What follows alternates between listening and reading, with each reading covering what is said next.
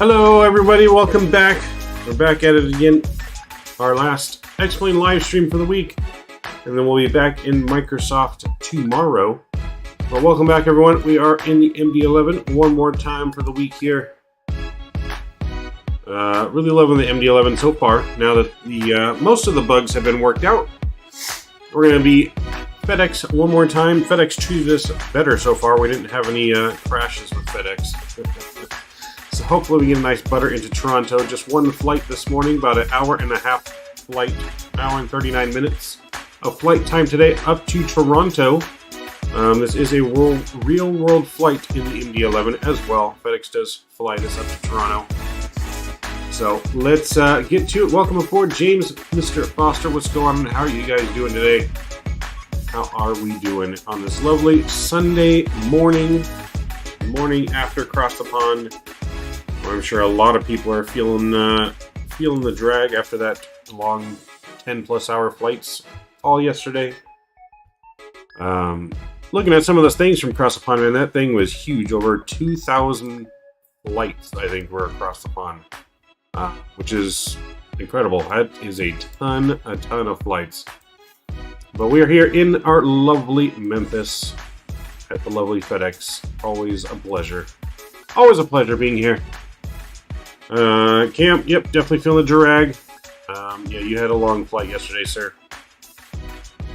I had a long day as well, helping get together a simulator. Some of you guys saw pictures. I'll have some pictures posted later today on that simulator progress. So basically the simulator is up and running. We're just finishing putting the apps section together, the back of the cockpit, which is going to have the cockpit door and everything.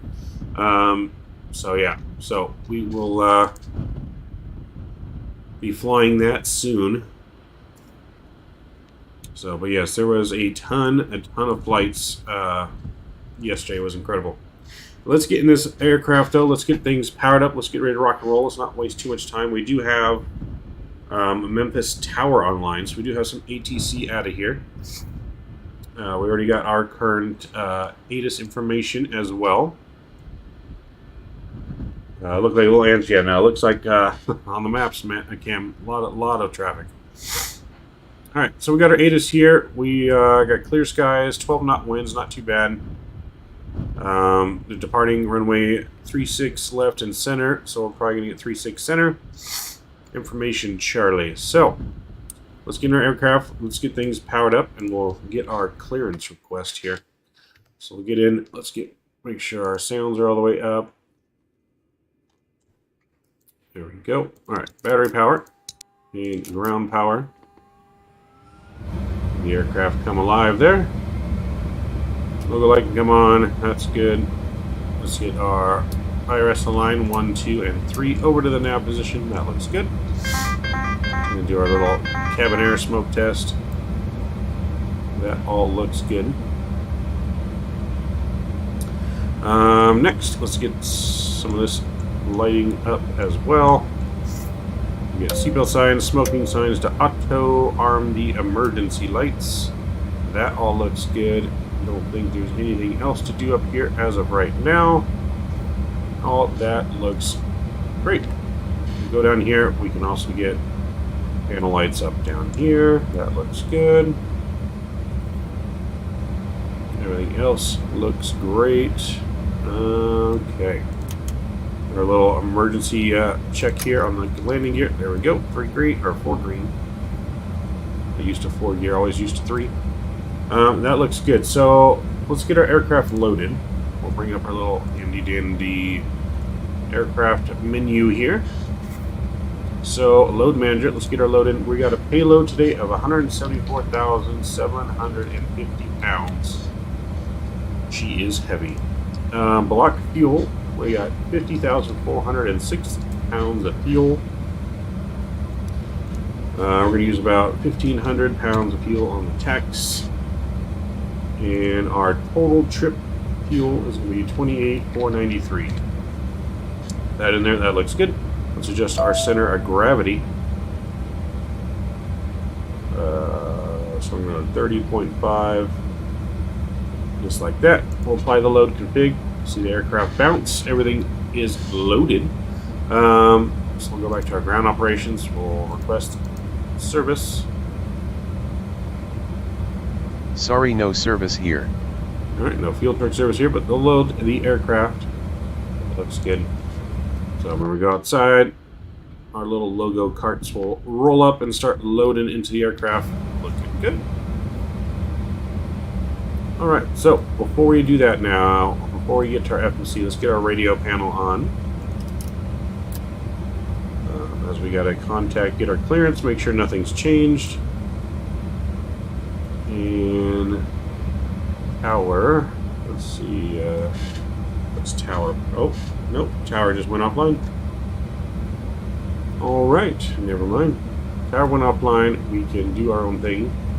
So someone in chat, give me a smart code to use, please. While I get the FMC loaded, ready to rock and roll.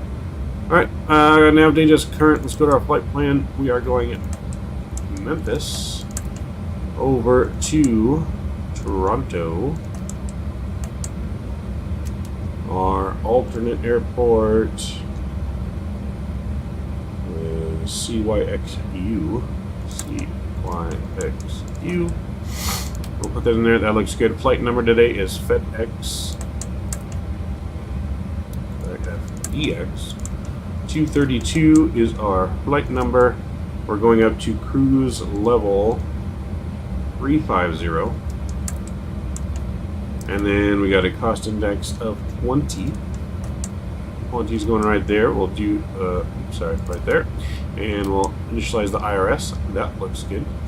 So from here, you can double check our weight and balances, block fuel, everything looks good in here. Taxi, trip fuel, all that looks good. Let's go to our flight plan page here. We're going to park runway 36 center out of 36 center out of Memphis, and we're using the Gene 7 departure. Am I saying that correctly? Gene 7 departure. That looks good. We'll go ahead and insert that.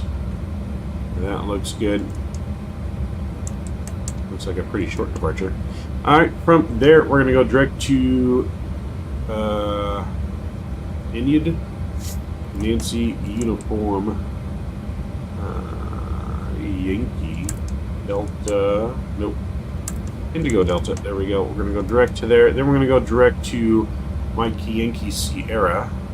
Mike Yankee Sierra. And we got that in there. And we're going to go from there direct to RID. Romeo Indigo Delta. Right, that'll be the one right there. And we're going to go from RID, we're going to go to JECA. JECA. And then from JECA, we're going to go to Quarry. Quebec Whiskey Echo Romeo India. There we go. And then from there, we're going to take that direct into our arrival into Toronto. So for Toronto, it has us planning runway 5. Let me just look at Toronto. It's been a while. Been a while since we've flown into Toronto, so I just want to look at what runway that is. Just to make sure. So runway 5. Okay, that's a decent long runway. And it's next to the FedEx ramp. So that's good. Runway 5 for our arrival. So we'll do ILS 5. We're going to be arriving via the Nuber 4. Nuber 4 arrival from the Quarry transition. And I think we need, let's see, runway 5.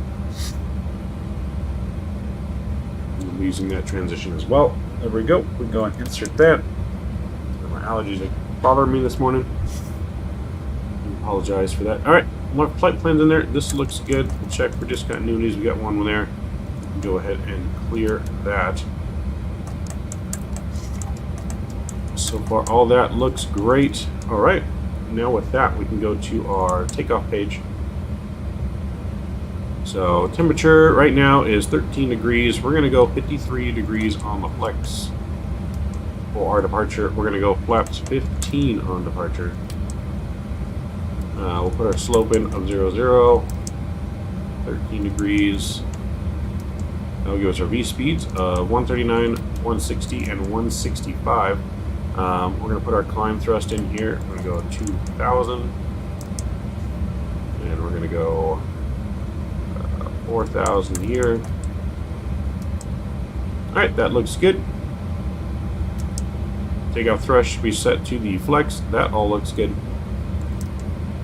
Let's go on back there. Alright, with that, we are pretty close, ready to go. I think Mr. Cam is flying with us. Is that you? 1717 next to us, Mr. Cam, I think. Or is that James? Take a look here. Pretty sure it's Cam. Drop to pick in Discord. I'll take a look, Mike. Discord.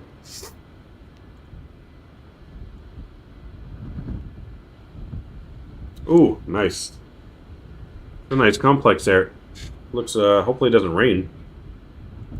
But nice, man. Catching one of the last, spring training games. I like it. I like it. I miss spring training already. Wish I would have gone. You're awake, James? James is awake. He was in here.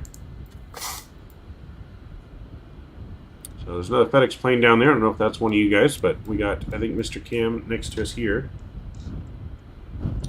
As we are just about ready.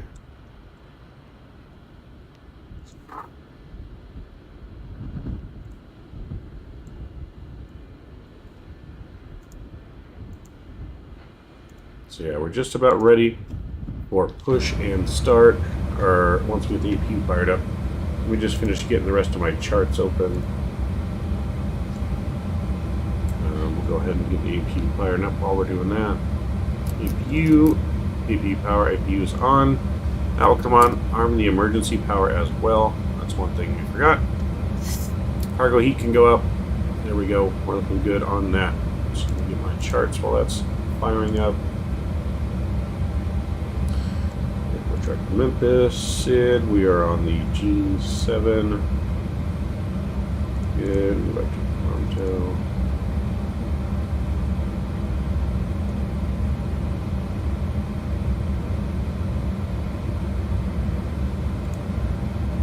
Four arrival. Last 5, taxi. We got that. Alright. That's good. Charts are up and running.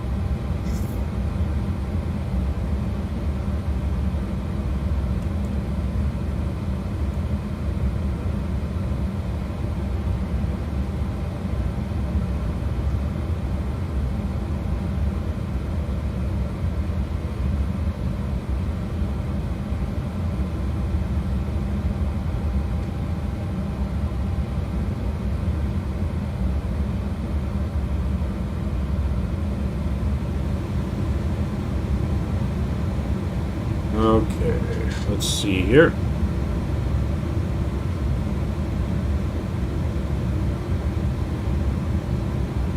Memphis traffic, FedEx 41 heavy on the ILS 36 right approach. Yeah, we can put our depog on. That looks good. APU is available now.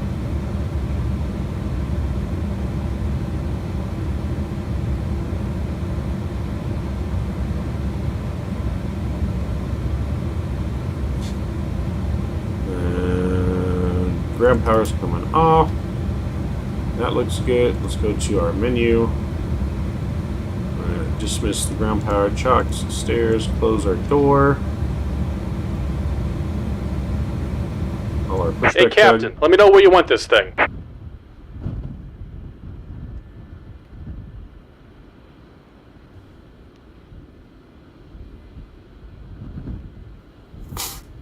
Alright, we're going to push straight back here. That way Cam can push back without us being in the way. Great news, Captain. Your tow's coming.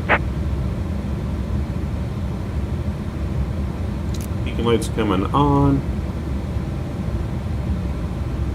Anyone give me a squawk code? We do need to put a squawk code in.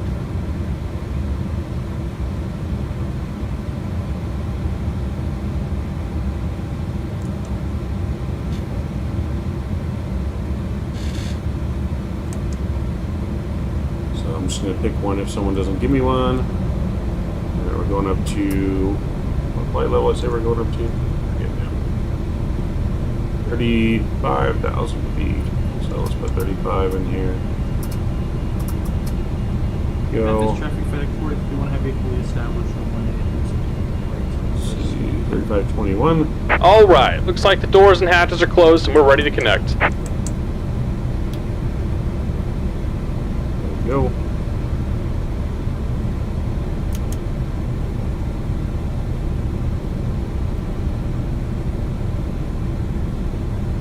Let's get the heading in for 36 Center, which is actually 360. There we go.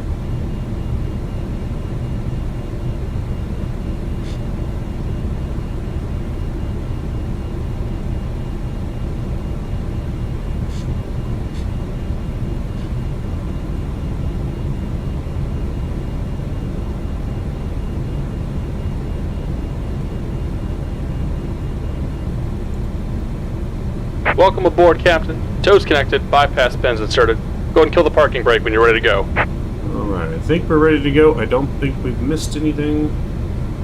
So let's go ahead and release our parking brake, and we're on our way. Here comes the pushback. Light them up. Light them up. Alright, system A is coming on. And let's go ahead and pull the light here on engine number 3.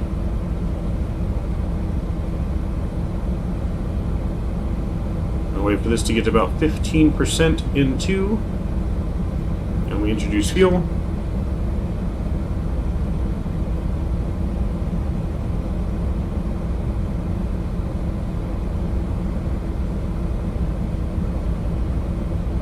And let's go ahead and introduce fuel.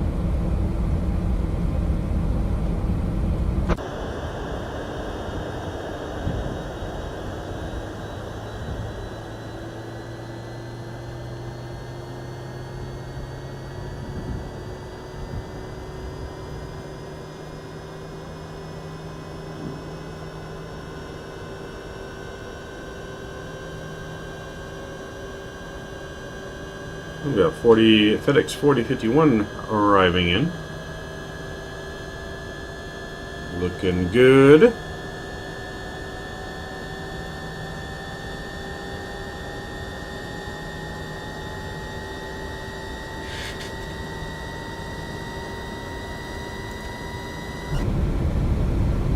Alright, we got a good engine 3 start. Let's start engine number 1. For engine number 1 into to get to about 15%.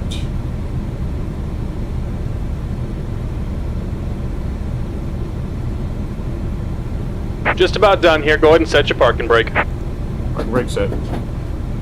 And we're disconnecting the tow. Give me just a moment.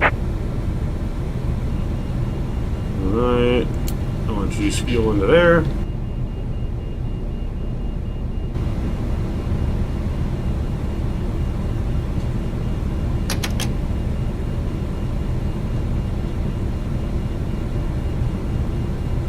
Dial flap here, make sure this is on 15.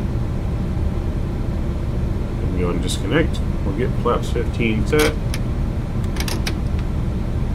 we go.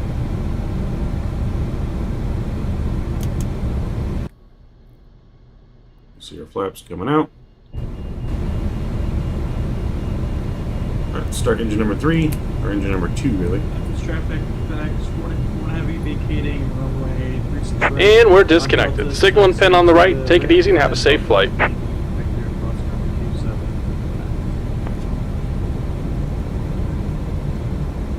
FedEx 232 on Unicom. This is FedEx 1717. I'm gonna push straight back. Are you okay with that? Yep, I push straight back so you'd have room. Thank you.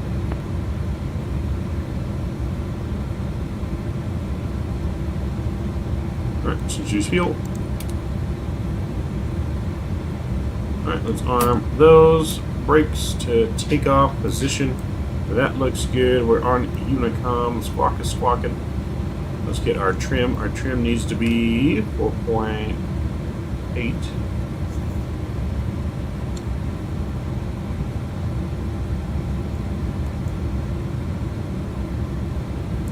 4.8 on the trim.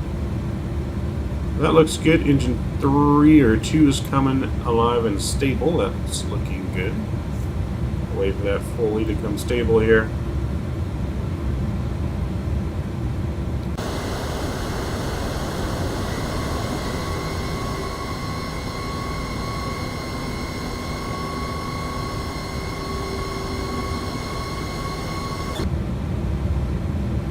Alright, so we will arm the auto flight.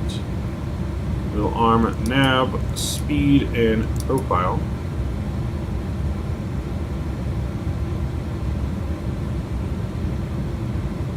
So that all looks good. We're on map. That looks good. Let's put in our altimeter. It's 3013. There we go. 3013. That's armed. That's ready.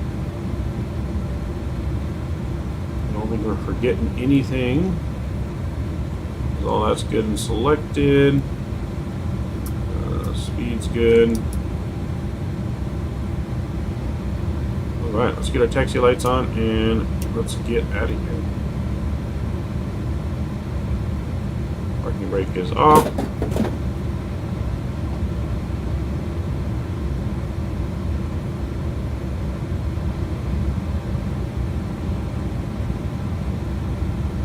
And here we go. Our throttles are working.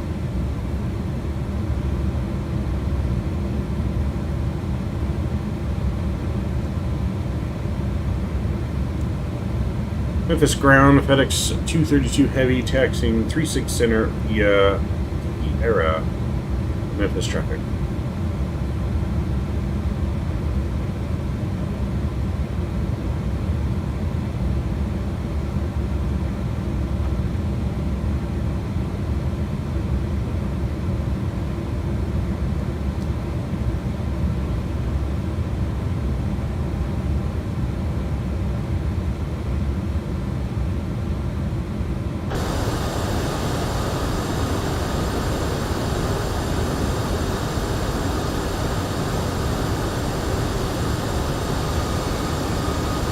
Another fellow MD-11 taxiing in there.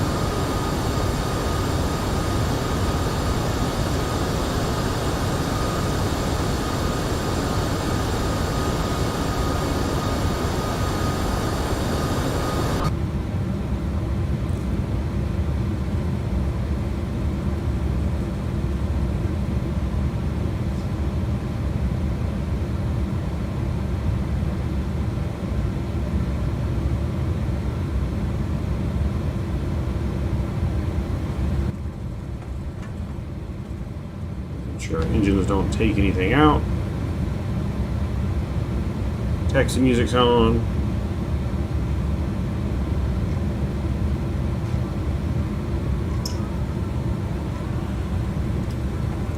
Turn off. Runway turn-offs can come on.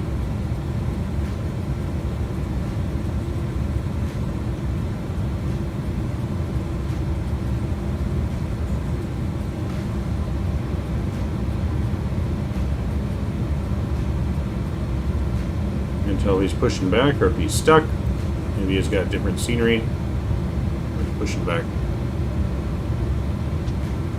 I guess it's a FedEx 738. Does FedEx even have any 738s? Not sure that they do.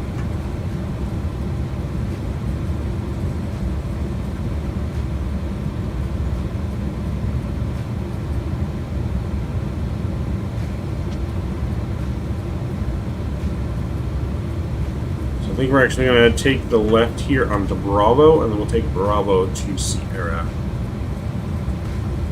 So that way we're not in his way, and he's not in our way.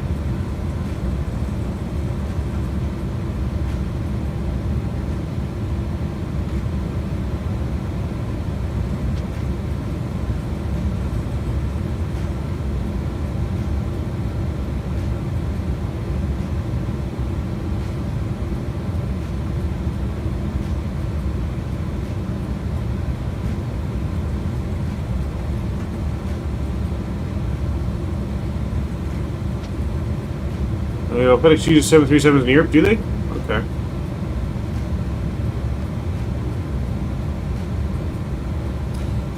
Probably why I haven't seen one, because they're just using them in Europe.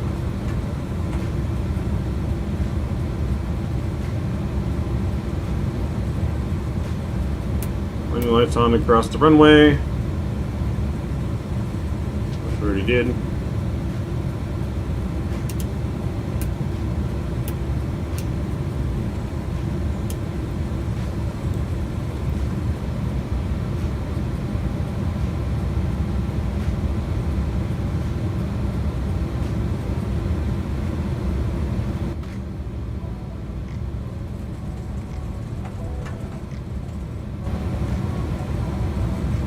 Alright, we're looking good here. Taxiing to 36 Center, so a little bit of a long taxi, but...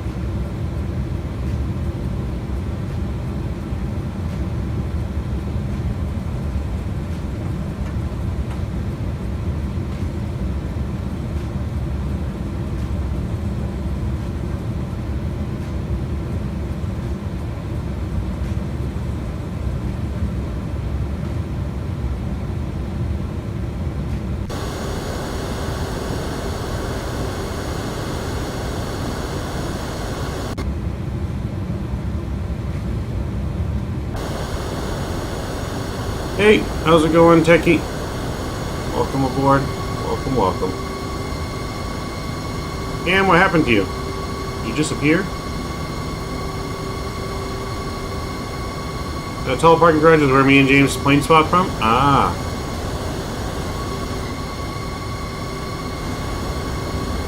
This one right here? Is this the one right here, James? T-Mac, I mean.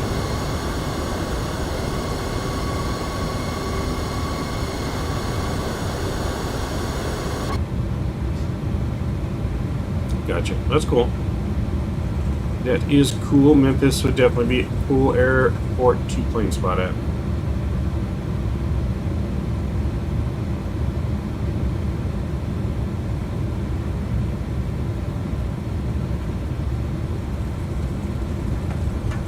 So all three engines are running. Big data's in there. I'm just trying to wonder why these aren't magenta, but we'll roll with it. We'll roll with it.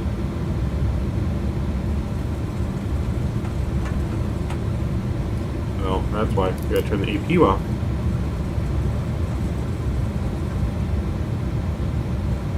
Always forgetting to turn that APU off. I am Indian Nice. That's cool. Welcome aboard. Our pleasure to have you this morning. Just in time for our departure out of Memphis, going up to Toronto. So Toronto is actually experiencing a little bit of weather, so it might be a little stormy, possibly, when we get to Toronto. Might be a little rainy.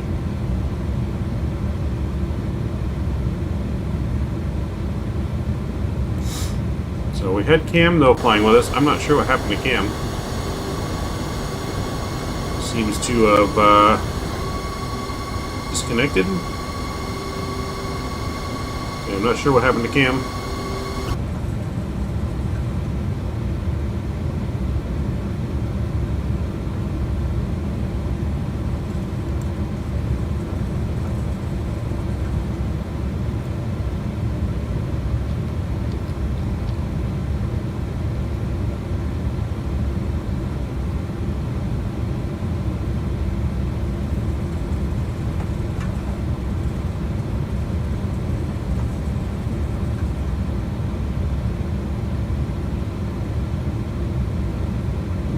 We are almost there, almost good to go.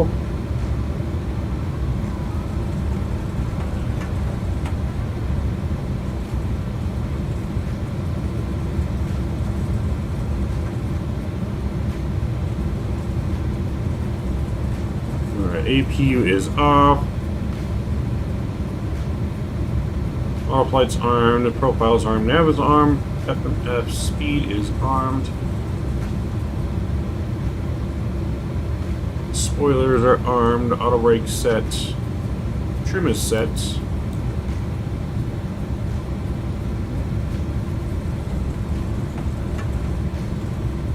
Trim is set.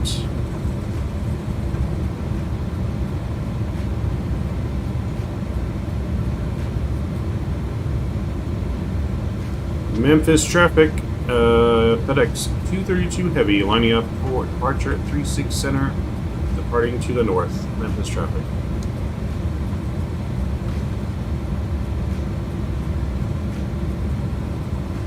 Alright, we're all lined up here. We get our takeoff lights on, strobes can come on.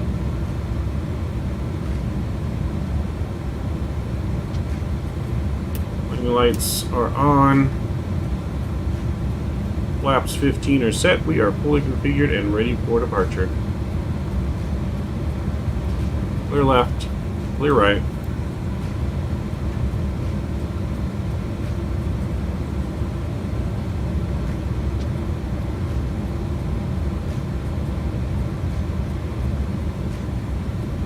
Memphis traffic, FedEx 1717 Heavy radio check.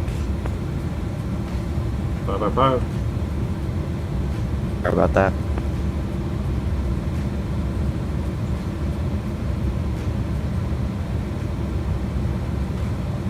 Alright, here we go. Let's get our thrust up. Enjoy the departure.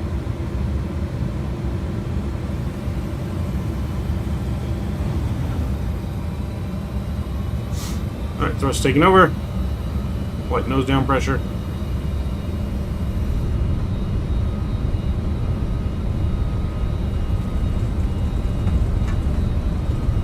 Alright, 80 knots, airspeed's live. 100 knots.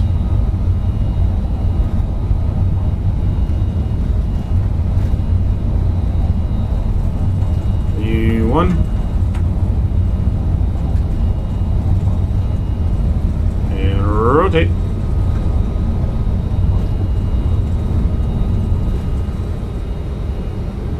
Positive rate. Gears coming up.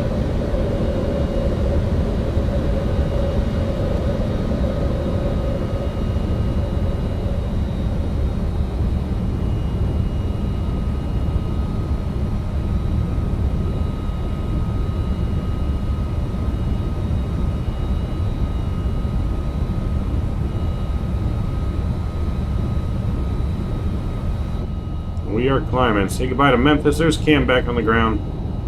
Taxiing for departure. Departing slightly after us.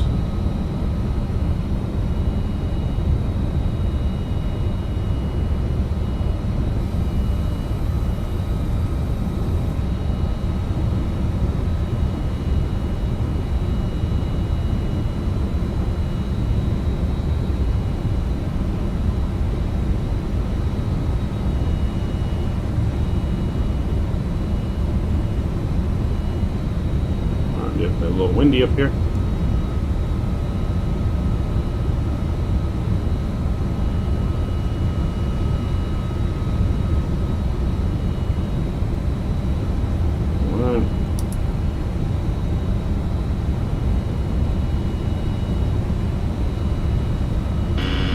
Stabilizer motion.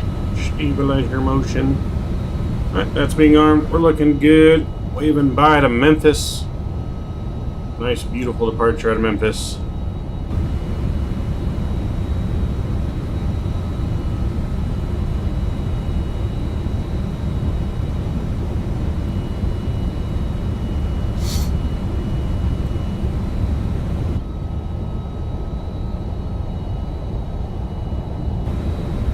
So we still got our flaps out. We're going to bring in our flaps to slats.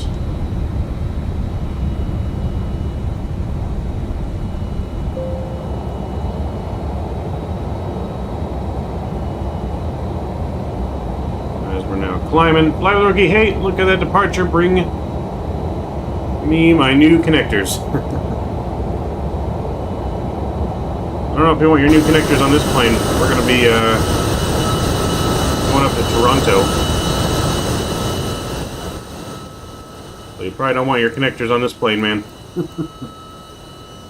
Anymore, just want to stop by and show support. Thank you, Mike. Much appreciated you working today, I'm assuming. Alright, we are climbing. This bird climbs like a rocket. We're climbing at 4,800 feet per minute right now. Memphis traffic, FedEx 2658, landing up and departing runway 36 center, Memphis.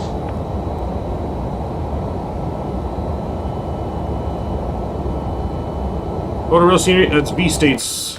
V-States scenery. V-States for Tennessee.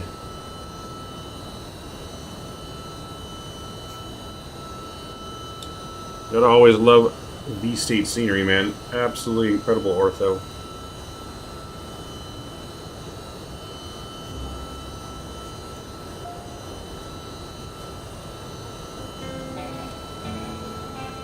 Yeah, no, V-States, man, has some incredible ortho, man. Almost looking like Microsoft. Nah, not anywhere close to Microsoft, but looks pretty good.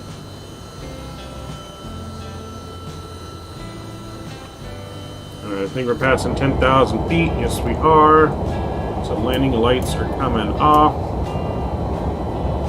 That looks good up there. Logo light can come off. Alright, passing 10,000 feet. Well on our way. Let's bring our slats in.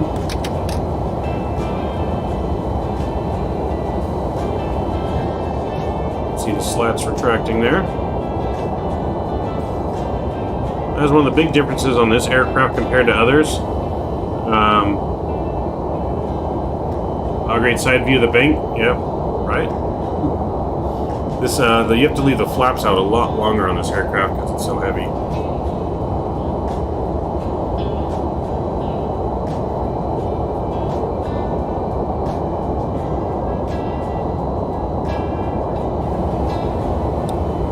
Yep, passing 12,000 feet. Back to the outside view. She's a sexy bird. Oh, where's our water?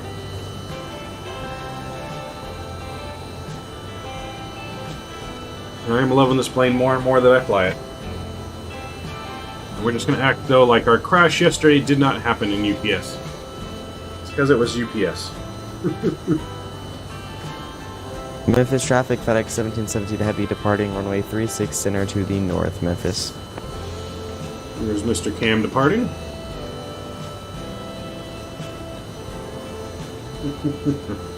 I'm just messing with you, Ricky.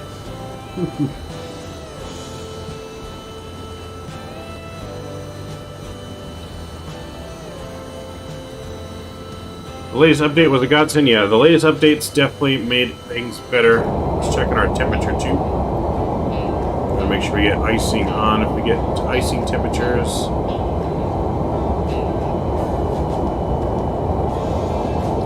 Which we will have probably icing temps in Toronto. So let's get this disarmed and the speed brake off, or the auto brake off. There we go.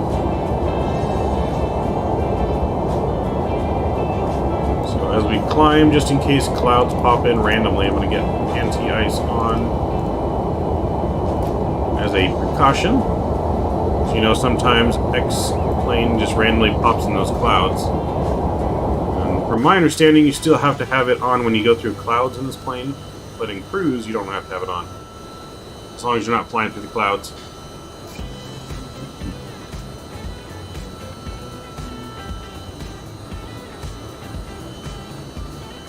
So we'll be flying more UPS just for you, Rookie, next week.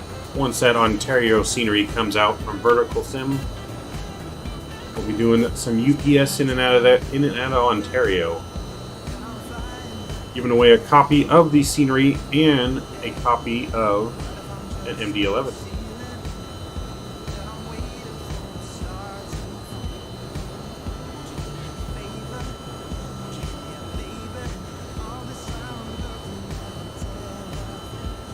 So, much looking forward to that next week, even though we will be in Microsoft the majority of next week. So we will be playing Microsoft back in the fly-by-wire, unless the PMG releases, hopefully.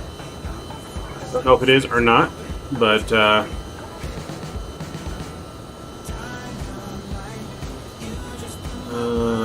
so at top of descent, what do you need to do? You just need to put your new altitude in. Let's get that over over to standard pressure. So yeah, when you're at top of descent, all you have to do is have this reset to whatever altitude you need to descend to for your profile, and the plane will automatically start descending, yeah. So as long as you put your altitude in there, and you have your VNAV profile set in your FMS, the plane will automatically start descending. Nothing you have to press or anything.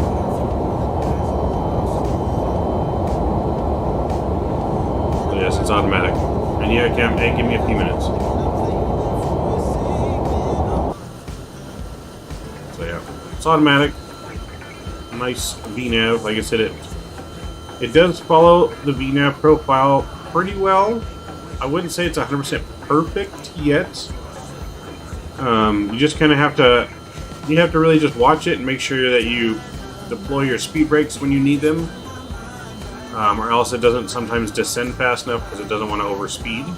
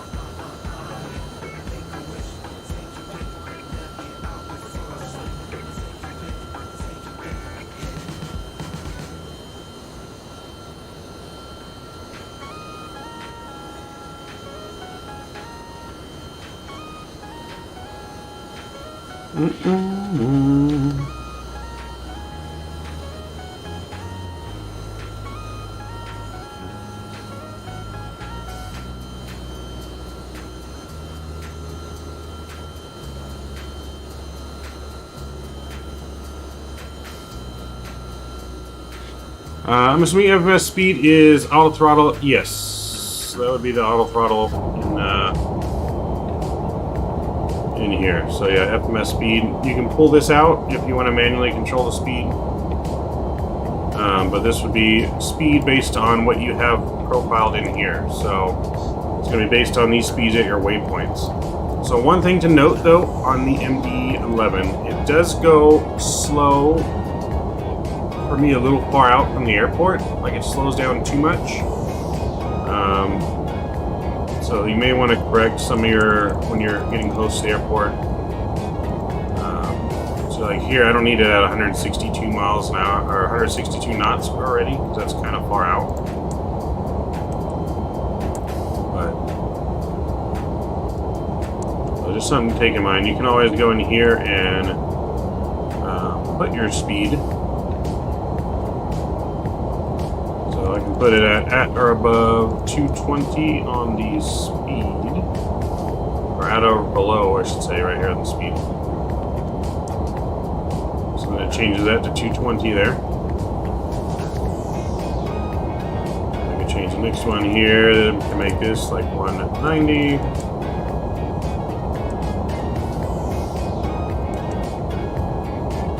There we go, the next one here, probably a 180. And so on.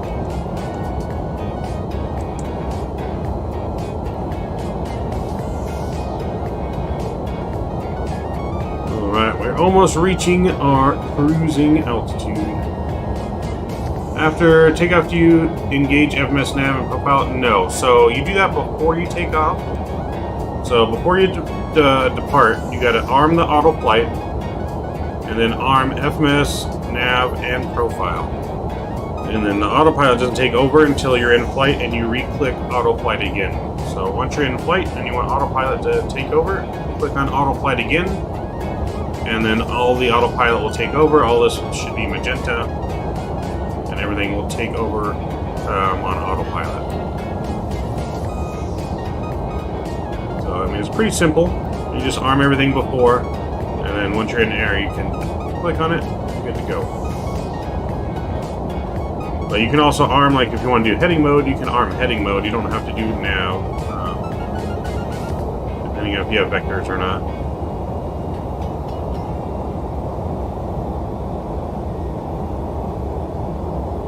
Alright, we're just reaching cruising altitude here. I'm going to get the anti-ice off.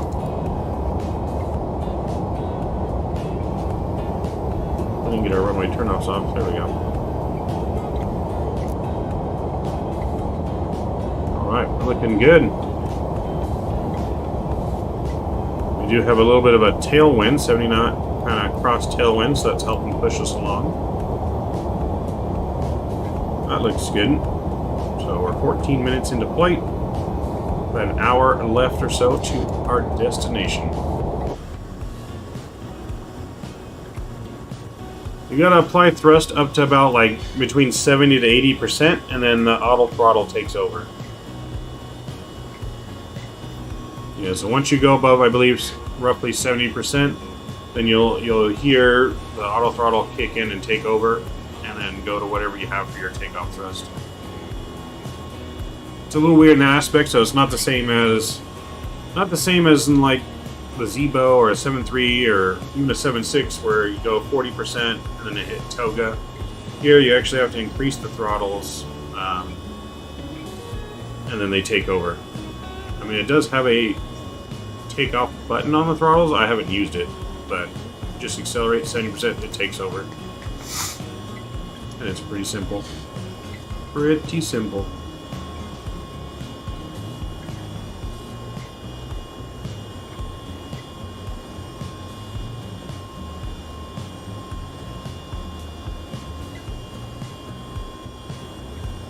But we are cruising and looking good.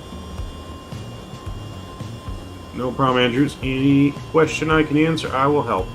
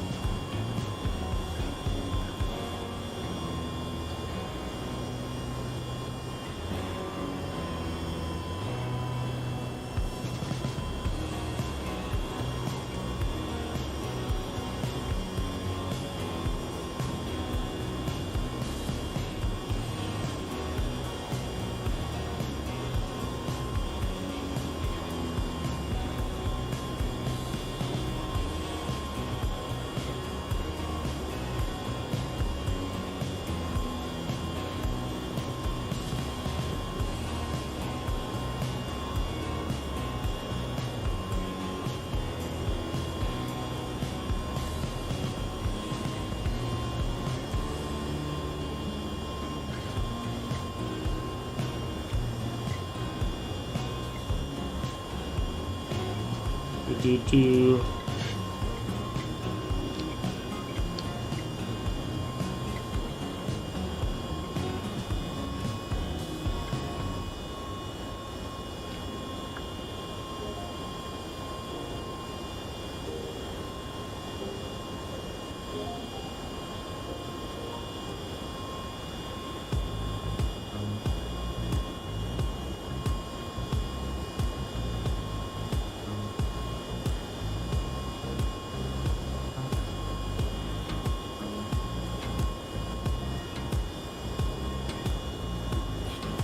Hello. What's up, Cam? For some reason I can't hear you. Hold on.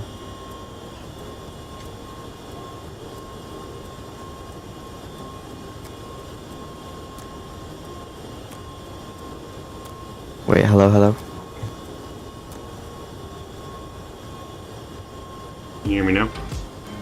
There we go. Yeah, there we go. Trying to get the audio right. Okay. Mr. Patrick, welcome aboard. Mr. Patrick, how we doing? We had some issues on takeoff there. I forgot whenever you engage auto throttle, your throttle has to be in the magenta triangle. Yes. Mm-hmm. You have to accelerate all the way too till it takes over. Yeah. I was over accelerating and it wasn't taking over, so I was like, oh no. Hey Patrick, I'm good. How are you, sir? How are we doing? Glad to see you on the stream again. I know you've been busy with school and everything, but glad to see you. We're here flying on our way to Toronto. We got one flight today before I go back to fly with Brookie and help put the finishing touches on the simulator. Hopefully finishing that aft section today. Should get it finished today.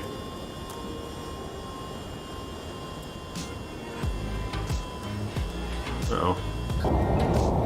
Okay. I heard the engine's pulling down a little bit. I got a little worried.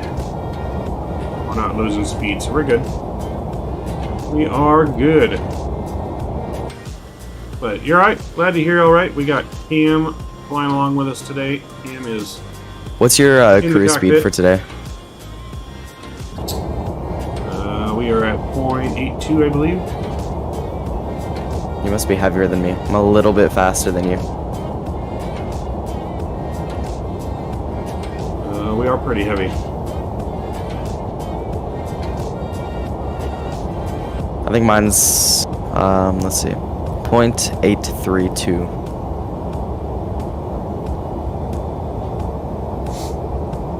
Okay, now we're 0.823.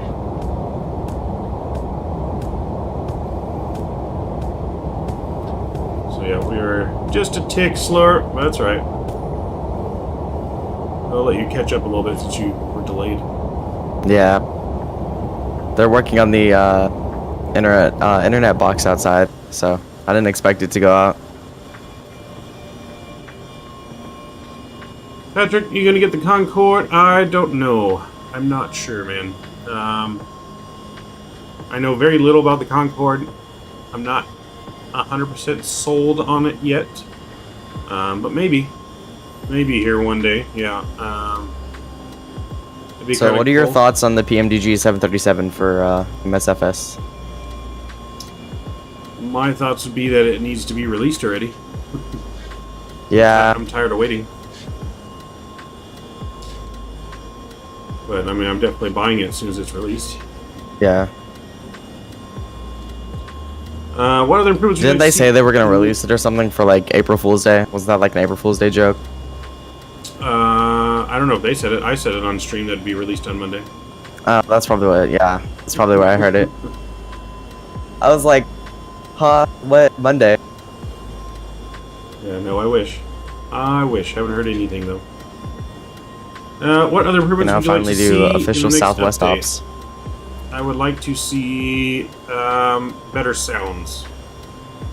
I think we need better sounds. Even the sound packs are released, not the best, but they're better. So better sounds, maybe. And still some improvements with the throttles. Stabilizer motion. That's the best sound. Stabilizer motion. Yeah. It does it when it's at cruise too, apparently. I never knew that. Yeah, it's whenever it has to adjust the pitch to a certain degree, then it goes off. Okay. Yeah, no, I bought the Concorde for MSFS, and let's just say it could have done better. Yeah, no, I'm not a huge Concorde fan. I don't know if I'll ever buy it, but maybe. I never say never. Yeah. I have the one for X-Plane. The one for X-Plane is definitely better. So, I'm just waiting for the PMDG and the Phoenix to be released for Microsoft. Phoenix. I haven't heard that one yet. Phoenix is the new A320. It's supposed to be like the most study-level aircraft ever released, Oh. apparently. Those are their words, Wow. not my words, but, so. If it's We'll better see. than the Challenger 650, then I'll give it to him. The Challenger 650 took a while to learn. Yeah, that does. I mean, I don't know. I mean, it's kind of like apples and oranges because that's a jet, a private jet, not a Airbus, but Yeah. as far as I know, the only thing I've heard is Chewie is one of the testers, and he said it's now his all-time favorite aircraft, and that's all he could say. because of his NDA. So, if he's saying that, it must be pretty good. Yeah. So, we have biggest improvements on MD-11 I want to see, though. Sounds. Sounds, and then the throttle has issues where it sticks sometimes. So, I want to see improvements on them. Excuse me. See improvements on the throttle. Yeah, so, well, Mr. Patrick, what's new, man? Let's catch up, man. What's new? It's been a while since you've been in here. Are you still enjoying your sweatshirt that you got?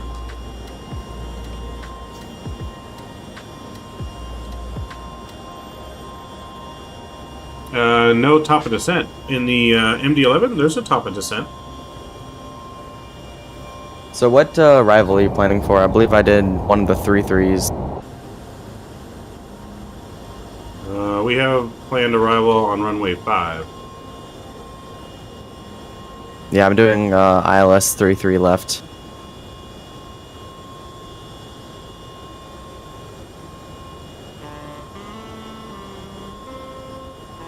Okay, and then you're landing perpendicular. You're landing perpendicular to us, then.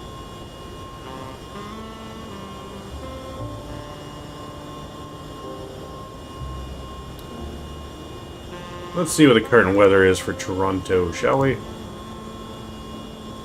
CYZZ. Not ZZ, sorry, CYYZ. So winds are currently at 300. Which does line up with the 3s. So it's just going to be a little bit of a crosswind. The winds are only at 10 knots. I never even knew they had cargo going in and out of San Antonio. Until that flight you did the other day. Oh, yep, nope, that's one of the MD-11 routes, yep. Just, I think mainly UPS, though, not FedEx that much. Yeah, when I went plane spotting the other day, I saw a FedEx A300, but the problem is the cargo ramp at my home airport is right next to the fence, and the fence is on a hill, and to get to the hill, you have to jump over a fence. So I'm really gonna get a good picture of it, but I was hoping it would depart, but apparently it's just been sitting there for a couple months. Just been sitting, not being used. Yep, I guess FedEx doesn't need any cargo shipments out of South Carolina as of now. I wouldn't think it's the most popular cargo destination. Yeah, I mean, it's a short flight to Memphis, so maybe it came here for something. I don't know. So we have no. The MD-11 does have a top of descent marker, though. I mean, we can see it in our plan here. We zoom out. So we zoom out. Our top of descent marker is right there, and it will descend automatically for you. So I wouldn't say that needs to be improved or anything. We're pretty good on that aspect.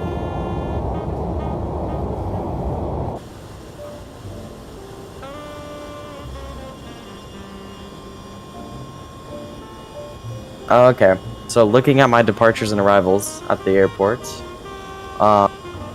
let's see. Apparently it does depart. So it departed at 10 p.m. and it came back the next morning at 7 a.m. and it does that almost every day. So there's something between here and Memphis that they bring. Gotcha. Yeah, no, most cargo ops is at early morning or late afternoon, late evening, night departures. Yeah.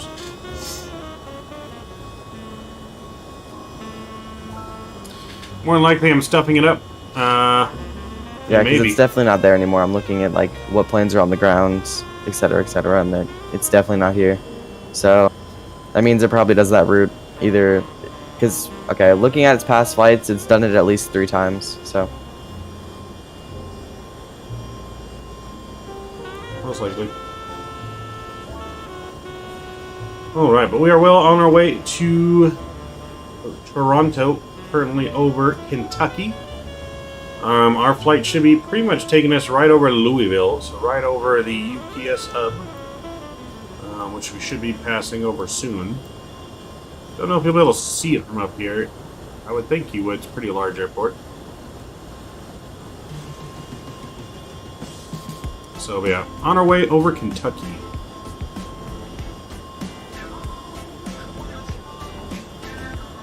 So, but I might get the Concorde eventually just to test it out, but there's so many other planes right now I want to fly that, I don't know. We're just going to be overloaded with planes here soon. We got the MD-11, we got TMTG coming out, the Phoenix, the new 777. All kinds of planes are coming in. 787.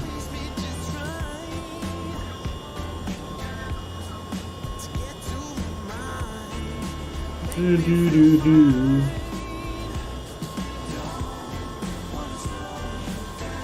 So, but we just got the one flight today. We'll be back in Microsoft though tomorrow evening. Gonna get that route set up for tomorrow.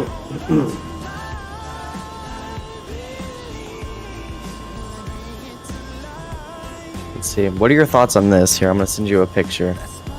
It's something that Honeywell is trying to do with next-gen avionics for private jets and Maria, hey, GA welcome. aircraft. Alright, give me a sec, I'll look. Alright. Yeah, Maria, hello, welcome aboard. Glad to see you, glad to have you. It looks like they're copying the G3000, but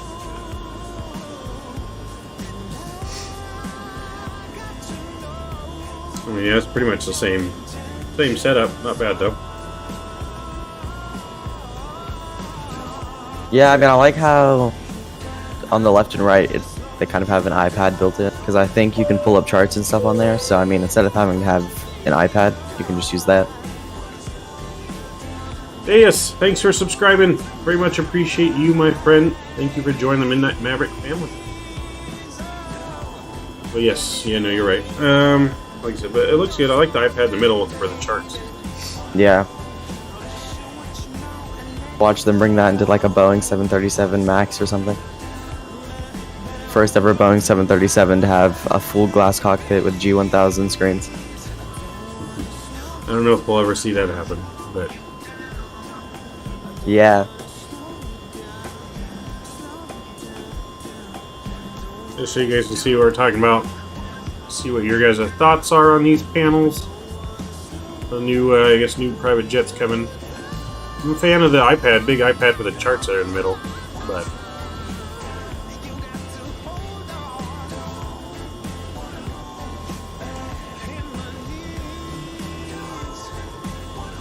so, but yeah, hello, Maria. I mean, to be honest though, how are you doing? G1000 is not always the best. Shooting ILS approaches and stuff are pretty hard. At least for me, but I don't fly G1000 that much, so. Not bad, yeah. You want that in your sim, rookie? You want those screens like that in there? Gonna have to update the sim when that comes out. If they start putting those with 737. Tell Rookie that he needs to take apart his 737 simulator again and put those G1000 screens in it. He would definitely not do that after all the work we've already put in. We don't need an FMC. We have an iPad. Yeah, no, it definitely would not be tearing anything apart. Once we put our thing together, it's together. Yeah. VistaJet is. I think a rookie can confirm that we would not be tearing VistaJet's gonna buy a 100 super mid-size and large cabin Bombardier and Gulfstream twin jets. I don't know. I'm just going through aviation news and getting your opinion. I don't even know what VistaJet is, so. Yeah, I saw one not that long ago. I think it's like a smaller jet, if I remember correctly. So, but yeah, see, rookie confirms not tearing anything apart. I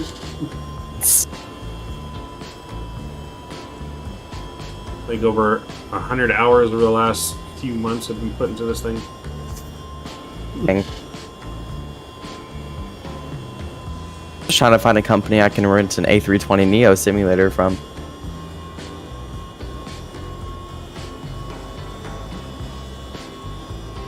I think some airlines let you rent their stuff. Really? My friend, he works for a company that I don't know if they rent, like, lease simulators or what, but he said he can lease me a CRJ 700 simulator. That doesn't sound bad. Yeah, I'm not sure on those, but Rookie will rent you his 737 when it's ready. Let me get this shaking off. I don't ever like this. I mean, I could rent what is it? Not a CRJ, an SR22 simulator at my nearest airport, but it's quite a lot of money. All disabled. Why are we shaking? I'm just scared to see how much Rookie's electric bill is going to be. Yeah, I don't even want to look at that.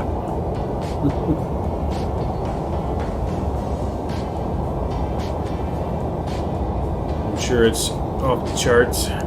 Or, well, once he's running it all the time, it can be off the charts. Maybe not at the moment. But I'm sure still even now it's high with all the work we've done on it.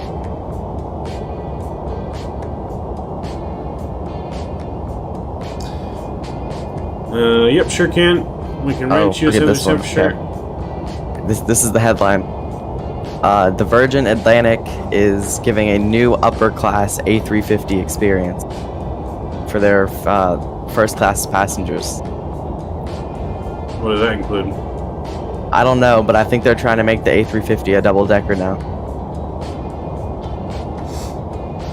Doesn't the A350 have a double deck? Nope. I swear someone told me they were on the upper deck in an A350 earlier. Does it have an upper deck? I swear someone told me that like a couple streams ago that they were flying. There, one. that's part of your seat. I just sent you a picture. That's what the new Virgin Atlantic first class seats look like.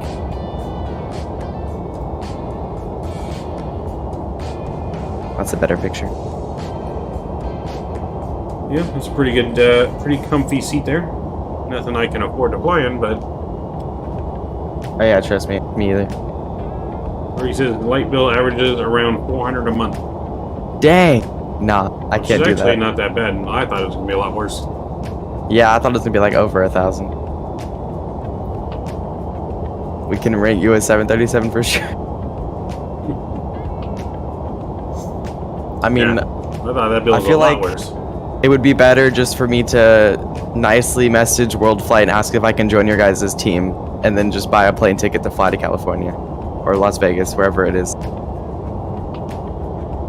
But Yeah, good no, news. That would be a fly with Rookie. He's in charge. He's the man. Uh-oh. I don't think there's any open spots. Yeah, I'm excited that what is it? Flight Sim Expo might be in Houston, because I'm a Houston controller on Vatsim, and I've always wanted to go to Intercon, so that might give me an excuse to go to Houston. True. Yep, no. I mean, I'll be going if it's in Houston. I'm going to go wherever it's at, but Yeah. we'll see. Still another year away. A little over a year, actually. A year and a couple months.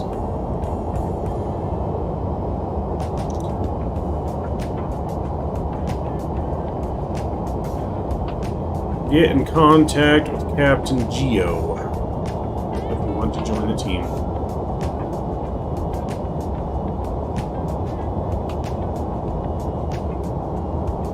So, yep, you can get in contact with Mr. Geo, I guess. So I don't know if there's any available spots or not, but...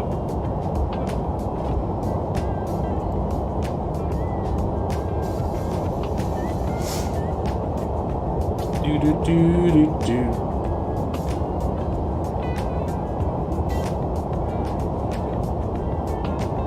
Wish I had the money to just go on, like, airline flights, like, every weekend somewhere. Just fly somewhere randomly for the night, fly back. You know what I mean? Take like little mini vacations. I agree with your statement you just made, where you can have enough money to go on airline flights, like just randomly. Yeah. Just take a little mini vacation every weekend For real. somewhere. Like, I wouldn't even care if I took a flight to get there and then I got off the plane, walked to the next gate, and came back. Like, as long as I got on a plane, I wouldn't care.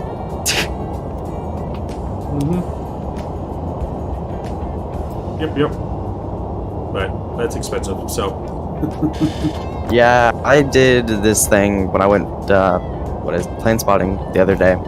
I got to the airport, went in, and they had somebody who canceled their flight, so they gave me a $200 Delta seat on a CRJ for only like $50. And it was my home airport to Atlanta, which is like a 30-minute to an hour flight. So I took it to Atlanta, and then in Atlanta, I did some plane spotting, and then I found my way back by buying another plane ticket. Nice. Yep. Nope. Yeah, it's too expensive for me to do it all the time. I could probably do it once a month somewhere, but not every weekend. Yeah. Trust me, if I owned my own private jet, I'd be everywhere. My friend said if they owned a private jet, they'd have a flight sim inside of the private jet, so while they're flying, they could also be, you know, flying a plane virtually. I find that funny. I don't think the internet up there works good enough. Yeah.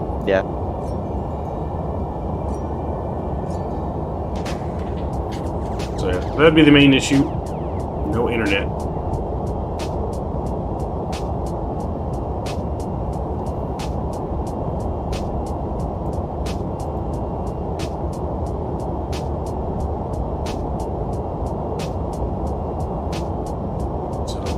At least the airplanes I fly on, their internet connection's not very good. Yeah.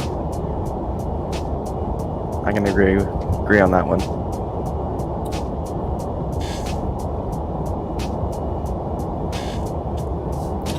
So, Mr. Rookie, you're still there. We get plans later. And we're 70 decided miles to take apart. the roof off. Is that what we're going with? But I mean, hey, that's fine. What was that? I think we're 70 miles apart, like 68, 70. Up now we're 70. Yeah, it's not too bad.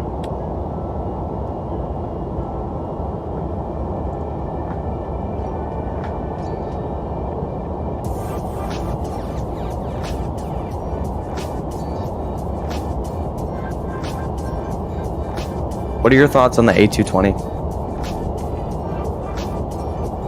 I've been waiting forever for a real A220 in the sim.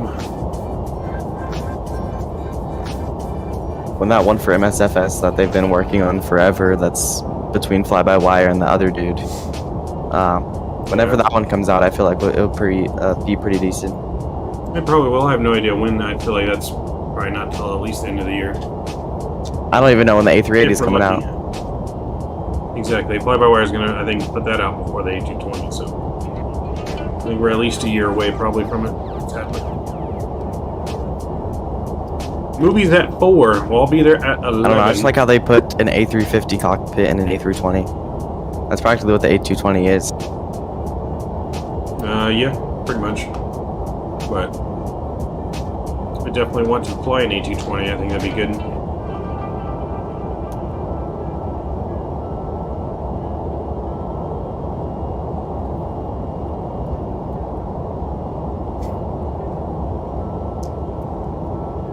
Movies at 4. Yeah, I'll be out there at 11, right after stream, and then I'm still just trying to see if Airbus will ever make their own version of the CRJ like Boeing did with the 717. Yeah. So yeah, but I have confidence we should be able to get it all finished today. I don't see why not, as long as those screws come. As long as those screws come, we'll be golden.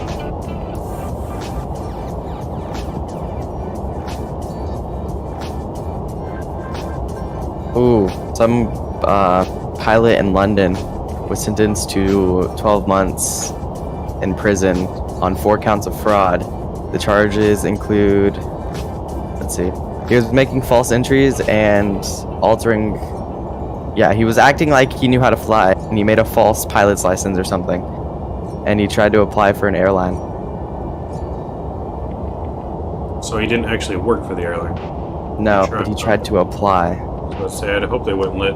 Should be doing a pretty extensive background check to be in a pilot. I was gonna say maybe they're different over there. Maybe they just let anybody be a pilot. I do feel that they are less strict in Europe, though. That is true. Yeah.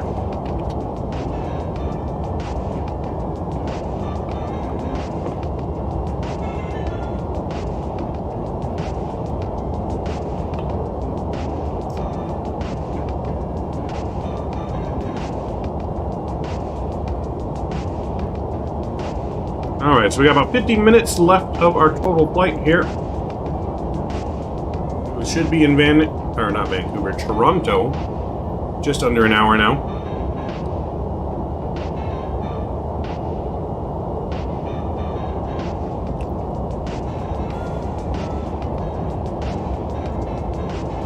Let's see, where are we currently at? There's a lot of plane activity going on in Europe today. Tons of planes. But on the E-Jets, like the Embraer 175, the British Airways livery looks really nice. I don't know. I think the E-Jets, like the 175 and 170 and stuff, are little mini Boeing 737s. I mean, yeah, the E-Jets are pretty small. I mean, I rode on one the other day, and it's tiny. Is it smaller than or is it bigger than the CRJ? Because I know the CRJs are pretty small. Like, a little bit bigger. Not a whole lot. It's pretty similar, just a different design of the aircraft. yeah. I mean, there's only 2 seats on each side of the aisle instead of standard 3. Really? Yeah. Oh no. Yeah. First Too class small. cabin has 2 seats on one side, 1 seat on one side, and then the regular cabin is 2 and 2 on each side. Gotcha. Yeah. If I did ever fly first class on an E-Jet, I would definitely take the 1 seat alone. Then you don't got to worry about bumping into anybody. Yep, that's what I had. I mean, the 2 seats in the first class aren't bad because the seats are bigger, which is why there's which is why there's only 1 seat on one side, so that way it can make it bigger. But you know, the economy though, no good.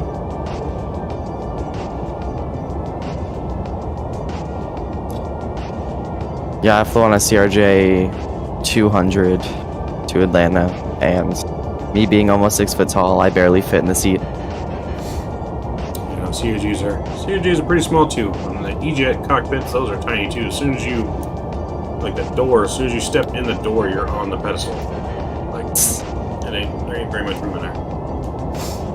Boeing cockpits were small. These are even smaller. Yeah.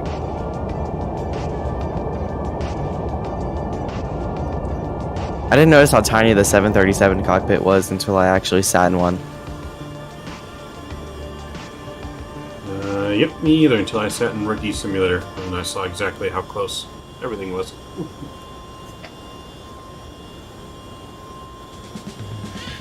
It's a bit of an adjustment flying like a cockpit simulator to this simulator, because we're used to looking everywhere for the buttons, and Yeah. there the And buttons then- are like all right in your face. Yeah, and you can just see, the thing I like about like full simulators is you can be looking at the throttles and still in your peripheral vision see outside the window. So then you don't have to keep looking back and forth.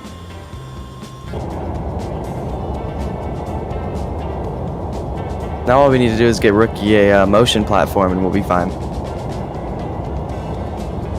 Don't tempt him, he's already been considering that. Oh my god. Just make sure he gets one that straps the whole thing on top so then you can go inverted.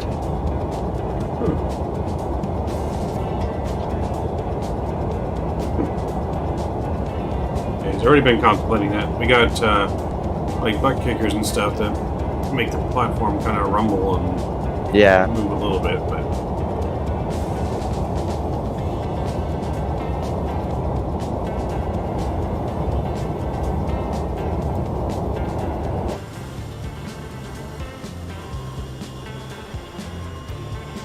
yeah, if you heard that, he's probably already on Amazon again looking them up. He was showing me them the other day. He probably has it in his cart already, just ready to press buy. He's just contemplating, because I know those things are like a lot of money. Yep. Lots and lots of money. More money than I can afford, that's for sure. Yeah. It's like buying a house for these cockpits. For real. Because you also have to find a place to fit the cockpit. I know some dude built one in a storage unit and he just rinsed out the storage unit every month because he couldn't fit it in his house. Yep, they do take up a lot of room.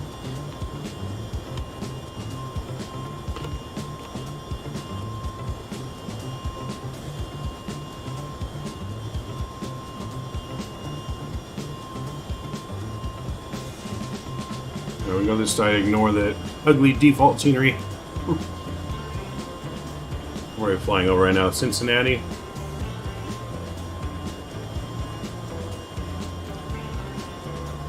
Yeah, I don't think I have Ohio V-States installed.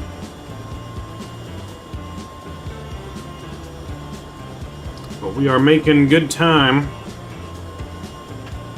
What's that? You missed it? Cam was talking about how you should add a motion, like a motion to your motion rig to your simulator. And I was like, don't tempt him. He's already been thinking about it.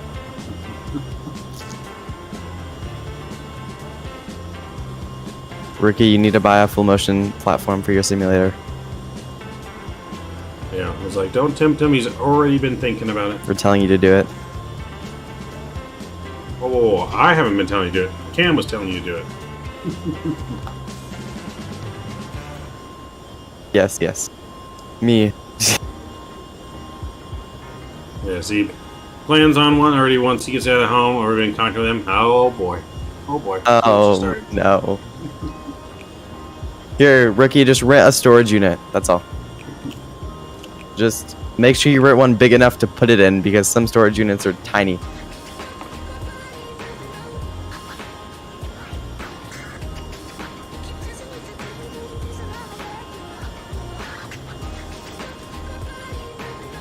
Let's see, a full motion platform for one that literally just holds a chair is $3,000.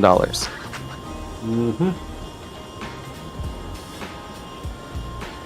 Yeah, no, they're not cheap.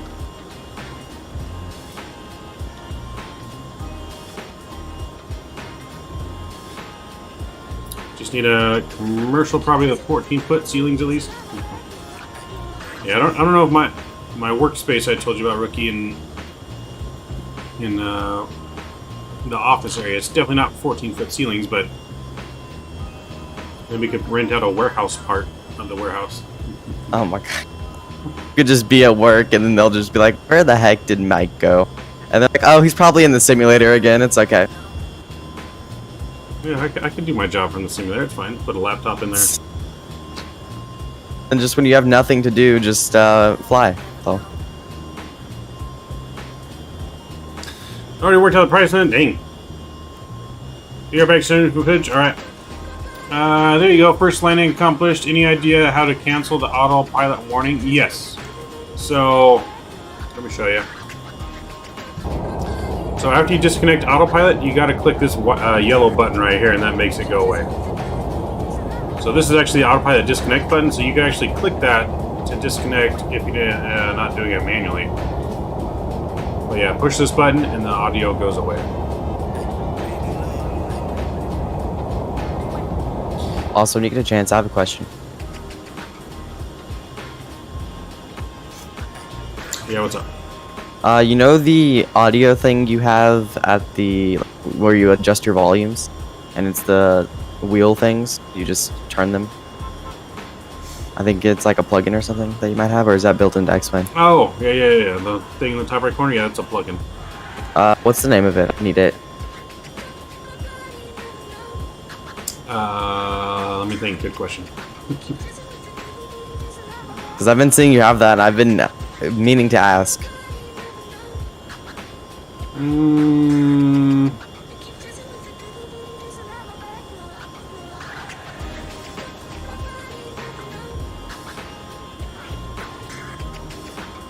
What is this called?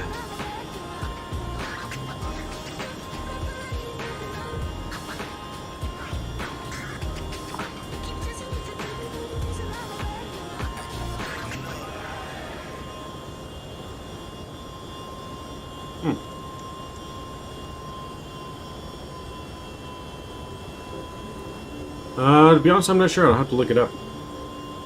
Okay, no worries. Oh my god, you're a genius. I don't know about that, but I am knowledgeable. I wouldn't say genius. Definitely not genius.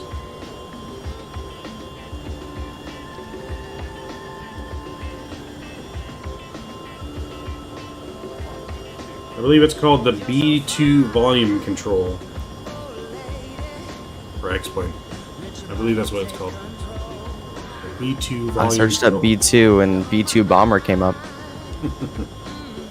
You know, B2 volume control. There we go. Thank you.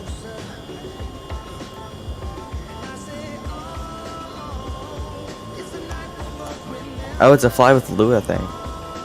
Yep. Yeah, it integrates into all that. It doesn't work on all planes, but most of the planes it does. Gotcha. So yeah, there are some planes that have their own like sound controls, and on those it usually doesn't all work fully. Yeah.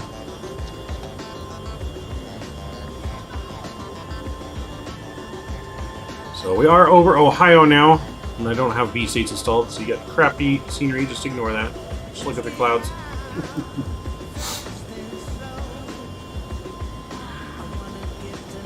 We'll be through Ohio shortly and over, what lake is this? Lake Erie? And we're going to cross over Lake Erie, over to Detroit, and then cross over into Canada. Canada 8.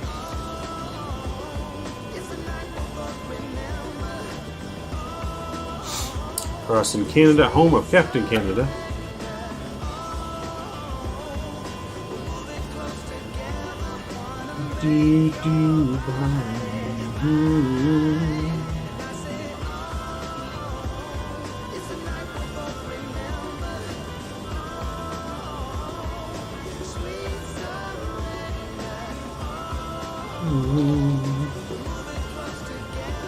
Yeah, pad to fit like a flight sim, probably the size of the one that Rookie has, is probably about like, I'm seeing 30,000 euros, but I mean,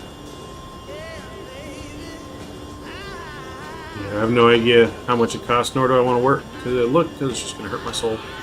So, I was looking at them and they have like different ones for different kind of flight sim. They have one for like a military jet flight sim that is practically just, it looks like it's on a big axis and it can go upside down and stuff. and they have a, I don't know if it's full motion or not, it might be motion.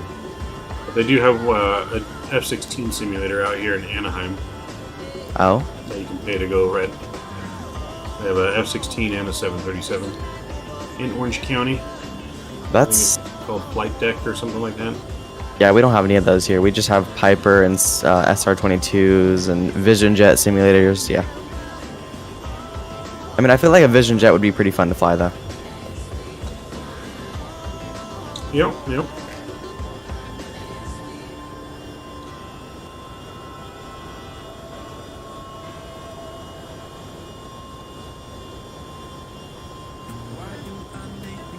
Complicated.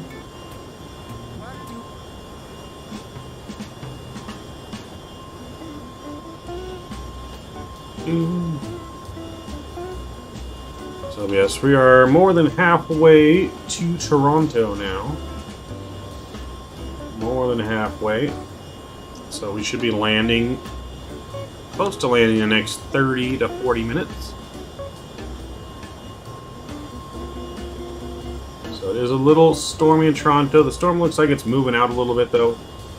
So it may not be bad. Maybe just be a little cloudy when we get in Okay, there. so to get VNAV to automatically descend for you, do you just put your altitude down to your lowest altitude point and then press profile? You just have to reset the altitude. You don't actually have to press anything. Oh, lovely. So yeah, as soon as it gets to the top descent that's in your FM seat, then it automatically starts descending. The only thing with the MD-11 is you do have to kind of watch the descent, and because you will have to use speed brakes, and if you don't, then you'll be a little high on your descent. Gotcha. So you will need to just deploy speed brakes at certain points. I've noticed, anyways.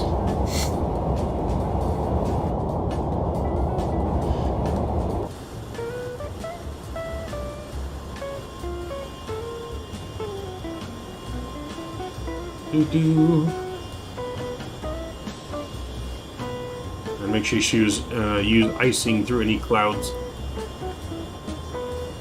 Good to know.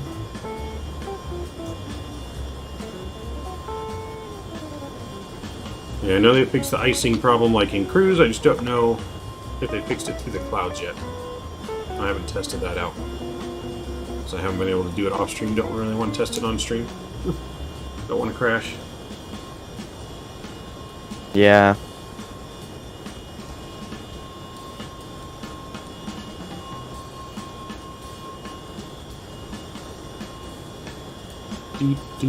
Do. So, like I said, next week we'll be back in Microsoft. We will redeem ourselves into Pyro eventually at some point next week. The day after cross the pond, and there's still like 20 planes going across the ocean. Yep, nope, I saw that. There's still quite a bit of planes going across the pond. It's a long flight.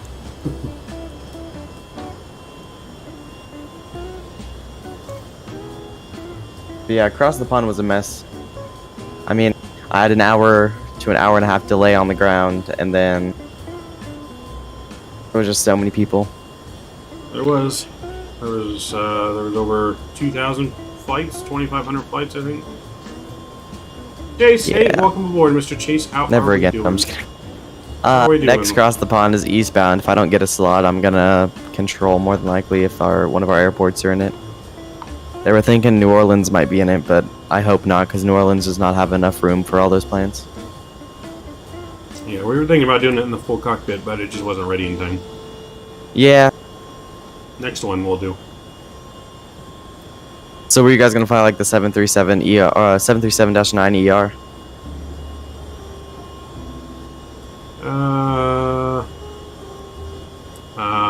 Possibly. I'm not sure.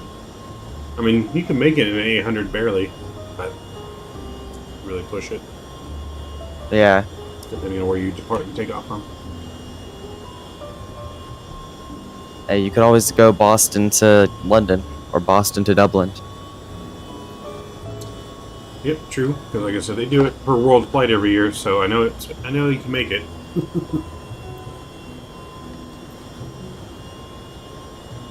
So okay, world flight. I just started watching them last year, and it was towards the end. What do they really do? Do they just fly across the world in a 737?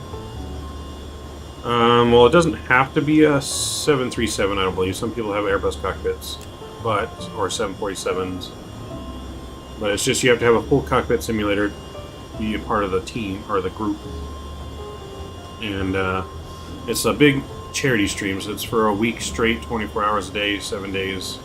And it's flying full cockpits completely around the world. Oh. But it's all to raise money for charity. Okay. So yeah, each team will have its own like charity or aviation themed charity or whatever charity they want to raise money for. Yeah.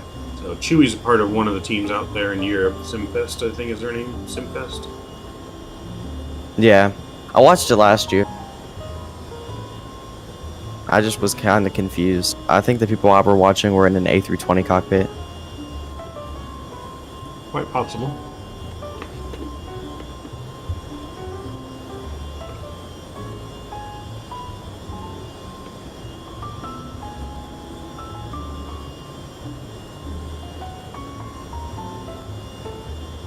So yeah, there's like certain specs you have to have your cockpit up to, and then the way they want it to be on stream and stuff like that, and presented, and a little bit of a process, but you can be in anything as long as it can make it around the world, basically. So you can't be in like no Cessna 172 cockpit.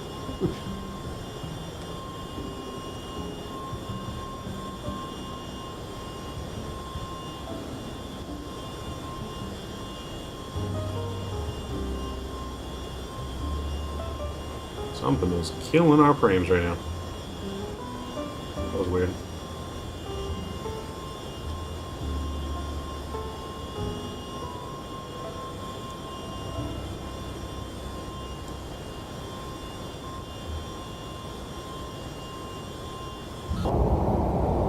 Yeah, sorry about that. I was AFK. Yeah.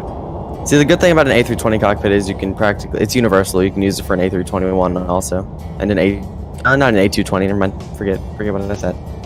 You know, just A321, A320, A319. Oh yeah, I forgot A319. But no, if I ever won the lottery, I'd have a simulator in my house of every Every plane. Every plane that you fly. Well, yeah, at least every one I fly. Not every plane, but every plane that I fly. Yeah.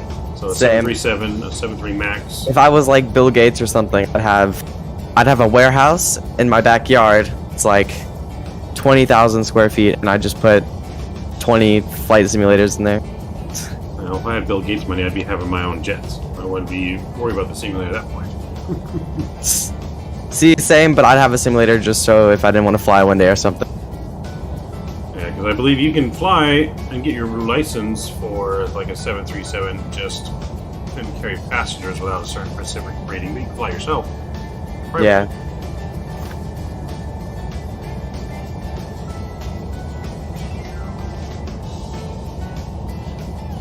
Yeah, I'd be having my own airport at my house, like John Travolta, a little runway. Oh, it's a Vatsim charity event. Well, it is on Vatsim, yeah. It's like the largest charity event of the year, but yeah, that is hosted on Vatsim. So Vatsim, you know, produces controllers and everything throughout all of our entire flights and everything. Okay. Lots of people fly along. You know. So then, Our groups will get like priority for takeoff and our arrivals, but everyone still gets to fly along. okay, gotcha. Well, maybe I'll have to control for you guys then. Yeah, I'm sure there's a chance it might go through Houston. We don't know like the destinations yet. That's not released till like 2 months before the event, but I'm sure we're gonna hit the majority of the major airports in the United States. I don't know about all of them, but I have a feeling they'd have us go to LA, maybe Texas, Houston, Chicago, New York, something. I don't know. Not sure. But I know a lot of the flights, I think, average about 3 hours on the flight times. Not bad. Something like that. Yeah, it's Velocity World Flight, right? That's yep, that's the Twitch.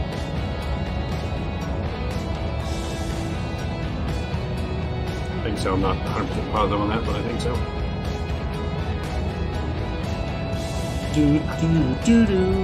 Oh, Velocity is the UK, if I'm not wrong.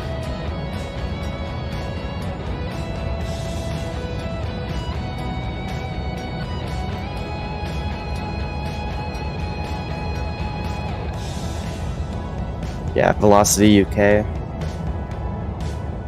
They have a 737-8 simulator.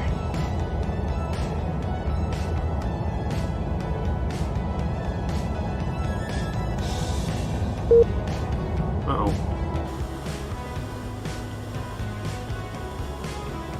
Something doesn't like our frames over here. Reconnect the Vatsim.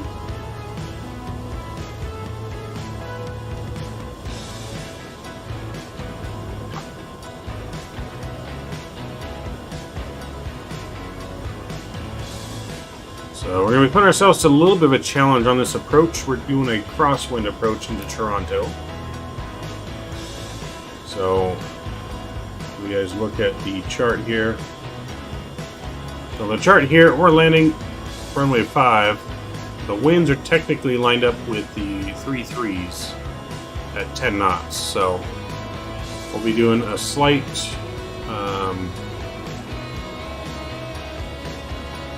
crosswind. Coming at us about like this. What orthos do you use? For the most part, I use pretty much V states.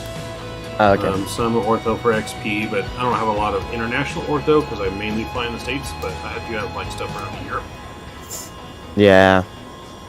I just have SFD Global because I don't have enough storage to, put so much ortho. But this is practically ortho for the whole world. It's not as high quality. You said SDF Global? Yeah, or is it SFD Global? Yeah, I think SFD Global. Gotcha. And I've kind of stopped putting ortho in until X-Plane 12 comes out. I don't want to have to do it twice. So. Yeah.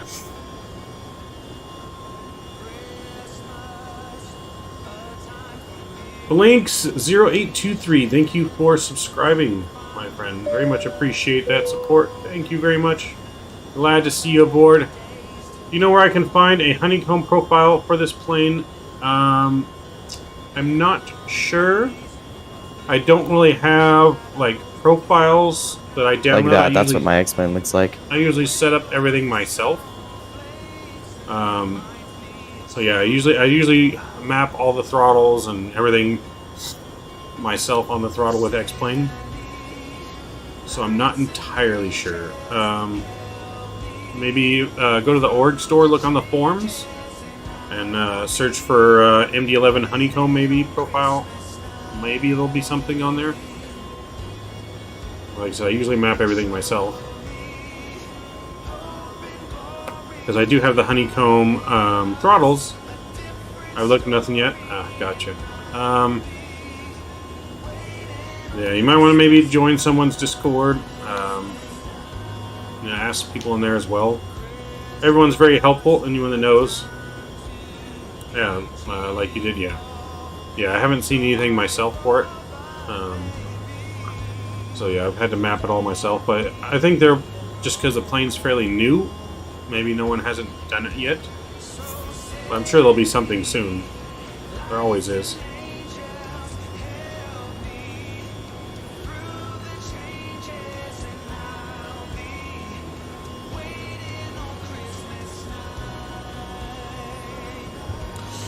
Okay, yeah, it's a little bit better than default.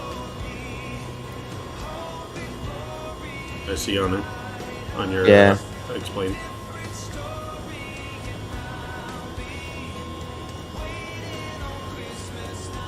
No, I mean, I wish they had something better, like that was global for X-Plane, like P3D does. P3D does have the option you can buy something that just like covers the whole planet.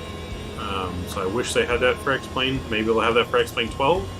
That'd be pretty big. That'd be pretty huge if they had something like that. I bought it last night and I haven't messed with it. But I love the MD-80. Yeah, the MD-80 is a nice aircraft. Boeing's, yeah, MD-80. I like that aircraft. I haven't really flown on Streamlot. It is a handful to fly. But I do have a request that someone wants me to fly it, so we will fly it soon, probably sometime this month. We'll be in the MD-80. Just all depends on what aircrafts get released this month. As you know, we've gotten tons and tons of airplanes being released, so we have so many options right now to fly, even just an X-Plane. And we got more options coming for Microsoft, so.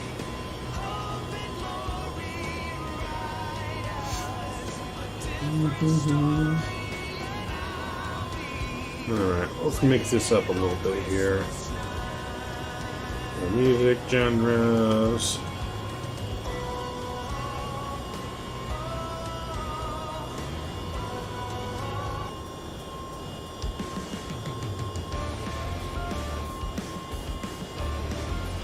Put on some rock for now.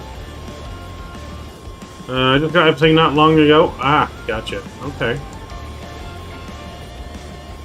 You know, X-Plane's good. You just gotta add like ortho and you know, new sceneries, airports and stuff to make it look good. Oh, it definitely doesn't look like definitely doesn't look like Microsoft out of the box. What was that? I thought I was turning off course for a second, but not. I guess not.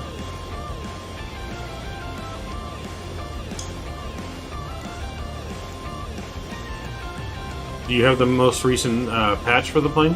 Yeah. I think it's version 5 now or something like that. Something like that.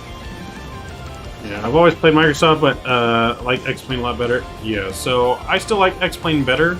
I'm gonna try to go 0.86 and see if I can catch up to you. Roger.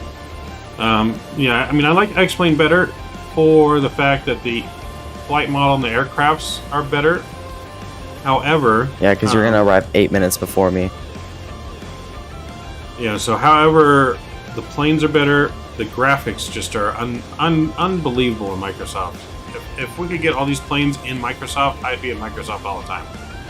If we're being honest. If we could get all these planes in Microsoft to fly and work like they do here, like I'd be there all the time.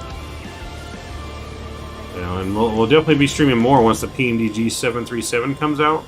Obviously, that's my most highly anticipated release because the 737, that's my favorite aircraft to fly.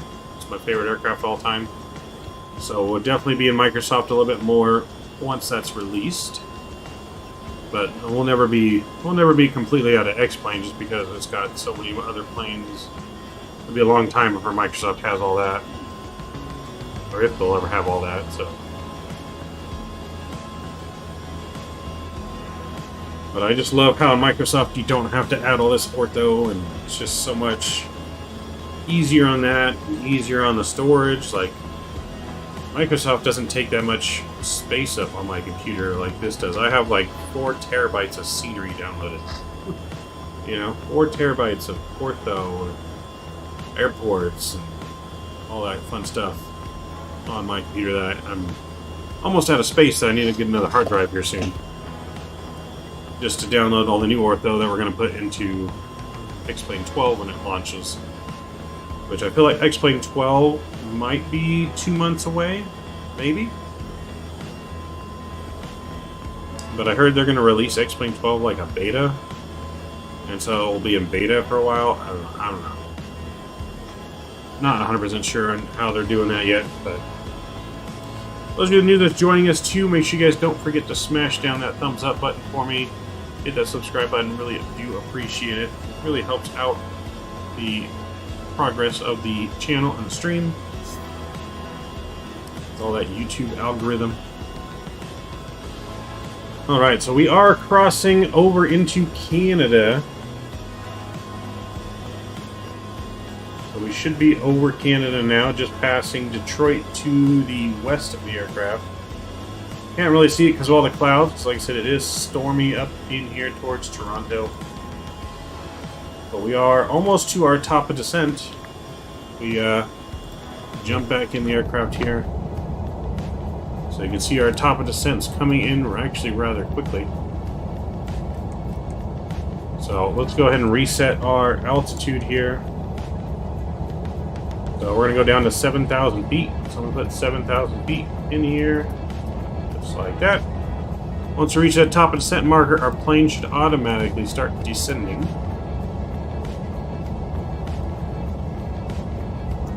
And it will start automatically descending because we are on profile mode still. This is all magenta. So it's on hold right now because we're not descending yet. But as soon as we pass it, we'll start descending on our profile path that we have in here.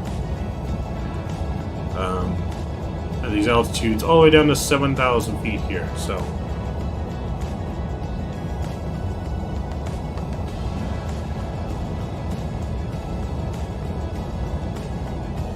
adjust vertical speed. Adjust. Clear of conflict. that was weird. Was that us? So yeah, I just hope all the planes now that work with X-Plane 12. Yeah, I hope so too. Do you have the Flight Factor 777? I do. I do have the Flight Factor 777. It's not the best of the Flight Factor products. I mean, it's flyable. Oh, there goes our descent now. Starting our descent, we're going to get our anti-icing on too, as we are going to be descending through the clouds. So, but yeah, no, I do have the 777. I'm waiting for version 2 to come out. I feel like Flight Factor's version 2 should be releasing soon. I almost want to think it might be releasing with X-Plane 12, but I'm not 100% sure on that. But I'm definitely waiting for version 2.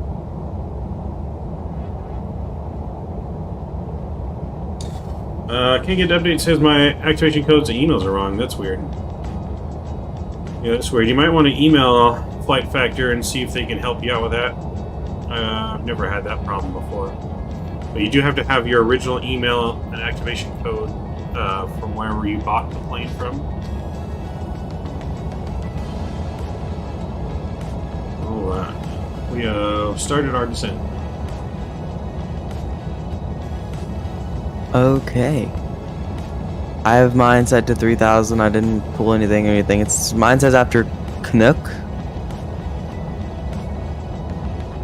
I don't know when you started your descent. Right before Connect.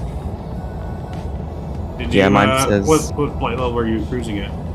3.5. Okay, same as me. So yeah, it should be right around Pinnock when you start descending. Okay, yeah, I'm 57 miles from Query.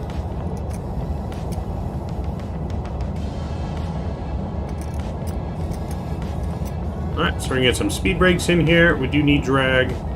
This is add drag here.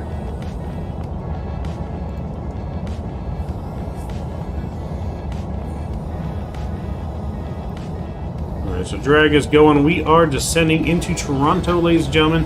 My 767 works, yeah. Did you buy them both from the same spot? Like the same website, or did you buy them all from the org store?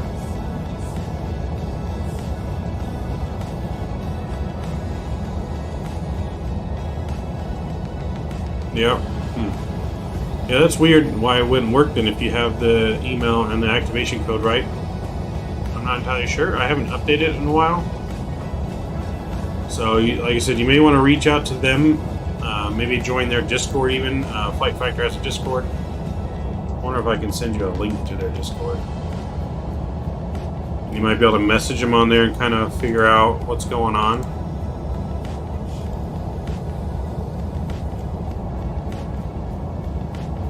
So here I can post this in if you have... Oh, yeah, you did join it? Okay. So yeah, message them, see what's going on, see if they can help you.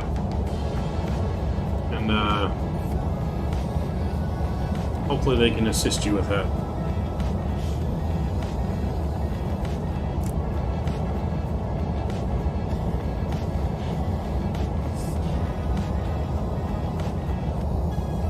Alright, we're going through the clouds. Our anti-ice is on, I believe.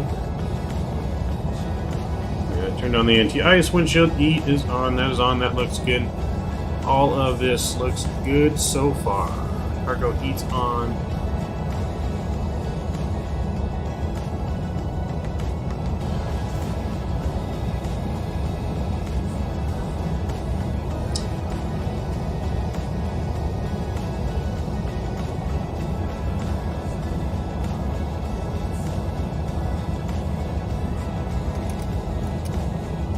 Reduce our drag a little bit.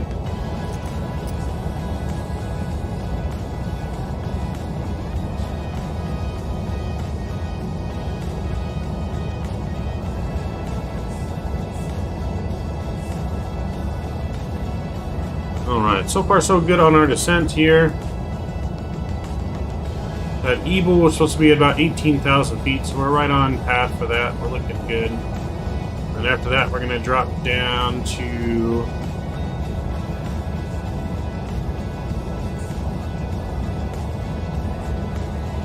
10,000 feet here.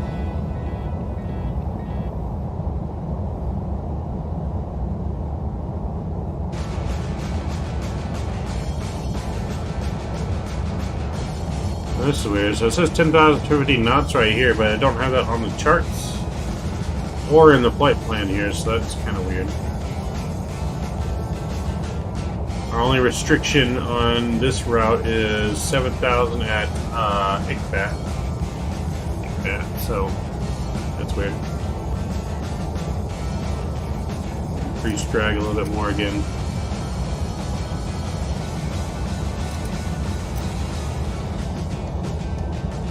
Get that drag going. This is a heavy, heavy bird. Heavy, heavy bird to slow down.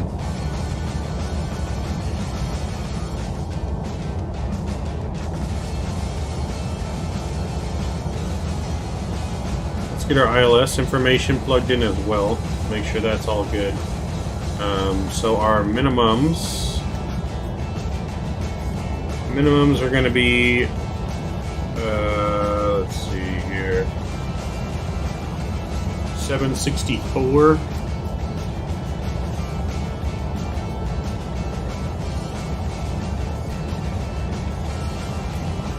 Let's put 764 in here. It's kind of hard to believe that 2 weeks has already been over since I started spring break, because I go back to school tomorrow. Yeah, we'll wait till you join the work and we'll... Yeah. Flying Moose, hey, hello, starting my descent into Lisbon. Nice. Nice, nice, nice. I like flying in Lisbon. You know, we might do some Europe flying in Microsoft this week. I think we're going to fly in Europe all this week in Microsoft. I'm at the point where I just want to go to sleep now and sleep all night. I'm so exhausted from that flight yesterday. Yep, nope, those long flights take it out of you, that's for sure. Yeah, when I was over the ocean yesterday, I took like an hour-and-a-half nap because I got permission from the controllers, but other than that, I didn't sleep at all. I stayed up for like 16 hours, so. Alright, so our minimums are set 764. Let's go to our radio nav page here. ILS frequency is 1097, that's correct. Our course, though, notice that this seems to be wrong sometimes on the course. There's going to be 057 on the course. So we'll change that. That looks good now. Our ILS is all set up. We are going to be landing flaps 35 on here. That all looks good.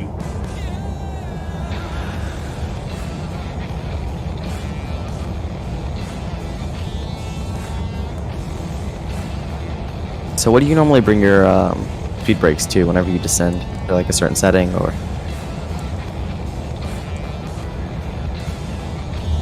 Usually to pull. Okay. You just kind of watch the speed target that your plane's targeted to go at, and just kind of keep it around that speed, going between half and full. Yeah, I put my plane back on FMS speed because I was bumping the speed up to 0.86.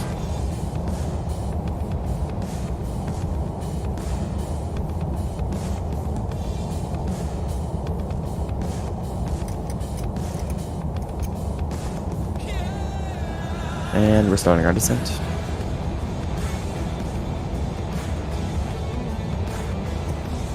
Do do do do do do do.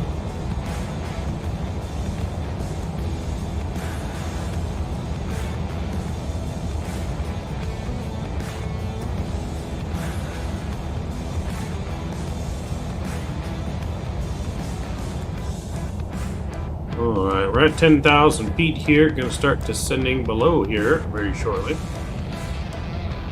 We got the drag, we're bringing in the drag now.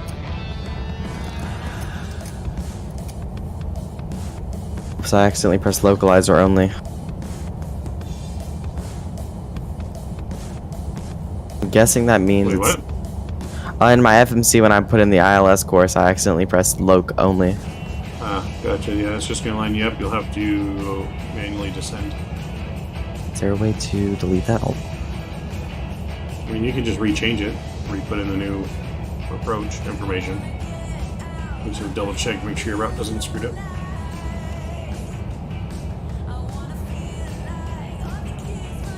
Alright, we are descending here. Down below 10,000 feet. Oh, almost, just a minute.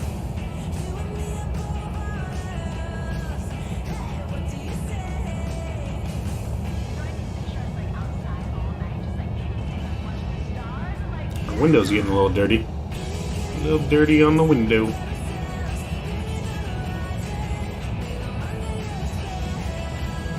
It's a good thing we have our anti-ice on, 'cause it's minus 3 degrees. We're right in the clouds. Alright, we may not need to use this, so I'm going to go ahead and arm it. I'm going to go ahead and arm the brakes as well. okay. Yeah, I was putting me back direct query, but then I fixed it, so we should be fine now.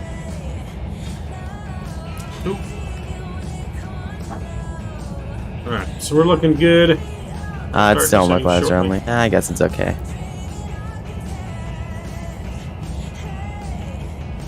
Visibility's good, you should be able to visual apply it in. Yeah.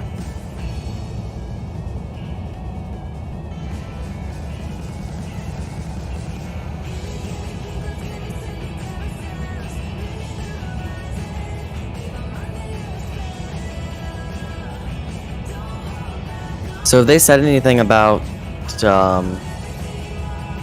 when it comes to like weather for X-Plane 12? Is it going to be kind of X-Enviro stuff or no? Would we still need X-Enviro? Well, that's one of the biggest updates for X-Plane 12. It should have its own weather engine like Microsoft. You should not have to use third-party weather anymore. Okay. but we'll wait and see. Because they could say that, and then, yeah. Could be bad. I swear somebody said that X-Plane 11 had a weather engine. Well, they were lying.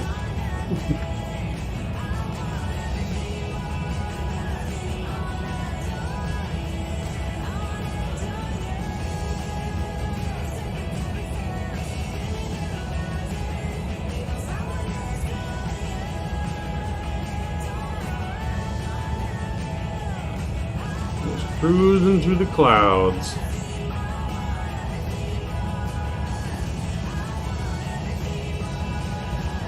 So wind is at 350 right now, so it is a little bit of a crosswind, but that's all right. Nothing to worry about. There we go. We just hit our top of descent. Nice. I'm currently sitting at 10,000 feet. Yep.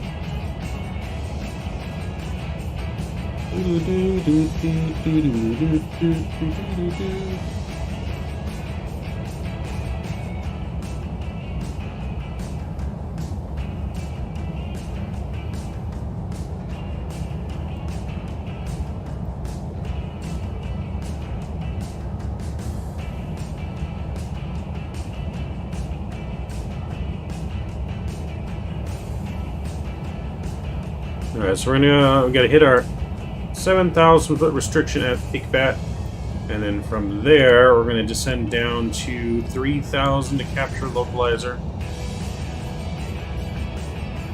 So if anything, I can actually go ahead and put this in at 3,000, because our profile should automatically make us hit that 7,000 at ICBAT.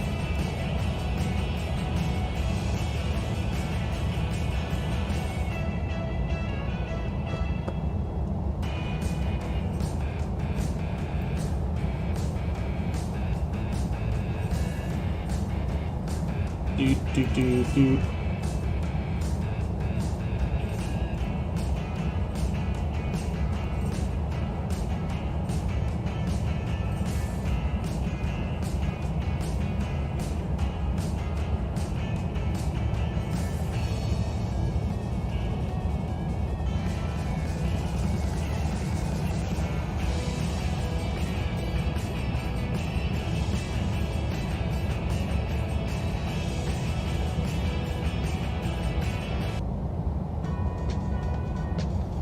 When I hit my top of descent, what's a good flight level to set my plane to? I know my glide is 3,000, so if you have your profile set up right, Blinks, then you can go ahead and put it at your lowest cruising altitude that you need to go down to.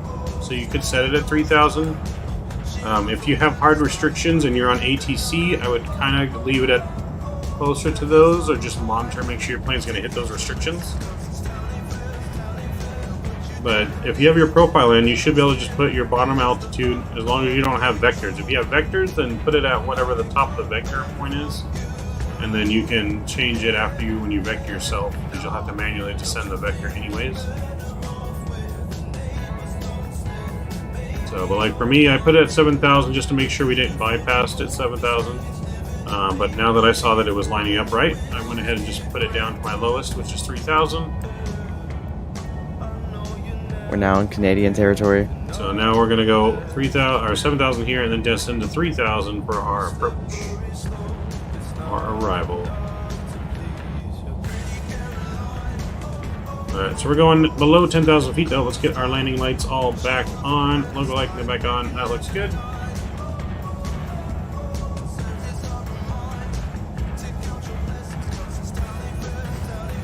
We've got some speed brakes, and it'll slow us down. I'm gonna bring out our first notch of slats here. Slats are coming out. See the slats coming out there. I go from 36 to 15 at the next waypoint.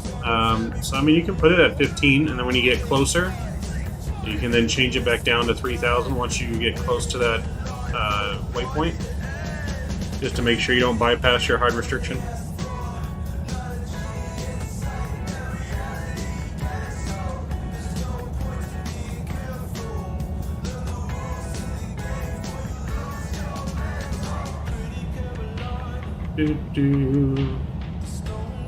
So on slats on the aircraft, slats are designed not to necessarily create drag, but more lift than they do drag. So we get our slats out now because we're going slow. We're only at 216 knots on our descent. And the slats help give us a little bit more lift. That way the aircraft's not pitched up as much.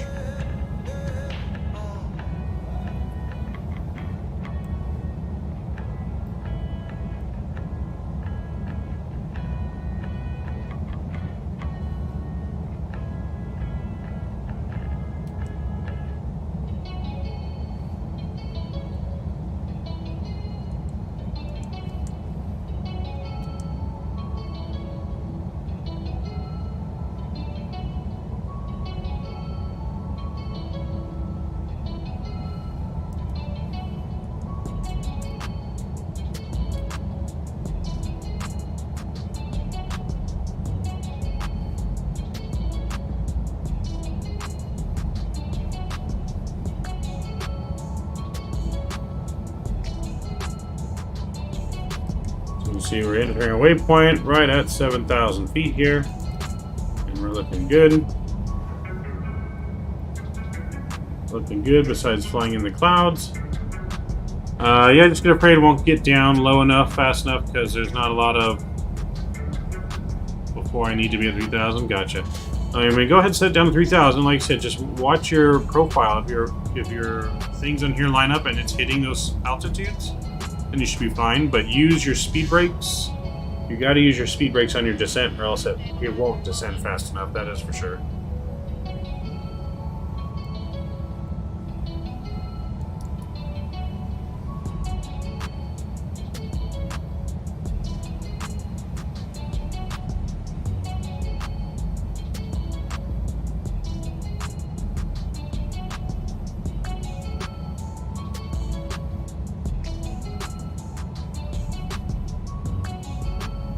So I'm going to bring flaps 15 out here.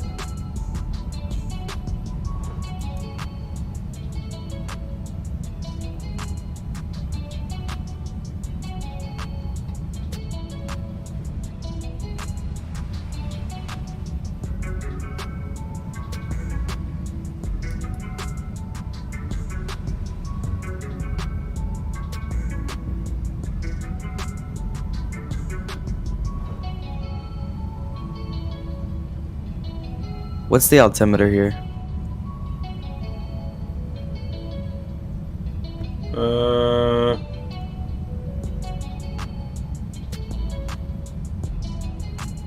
2988. Never mind, I found it.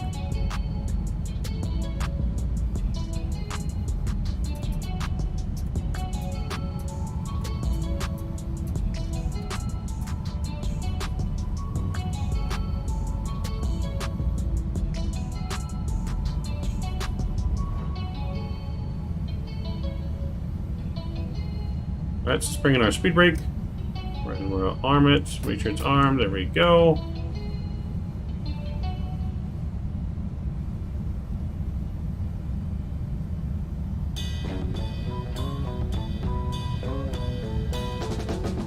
So far, so good.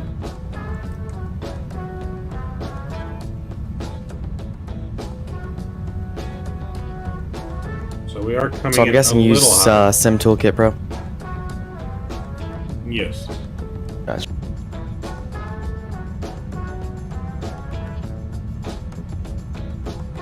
Gotcha. Yeah, it tells you the landing rate in Sim Toolkit Pro, but I have the landing rate too in the chat. Yeah. Oh, in the sim. Oh. Yeah, my fly with Lua hasn't been working lately. I need to look into that. Alright, we are getting a little windy here. Light rain's coming in. Go to our approach page here. So our oh yeah, I finally see you up there. I caught up. Yeah, I figured you'd catch up in the descent because we go pretty slow. Alright, so we are now we're only 20 miles away from each other and we were just like 80.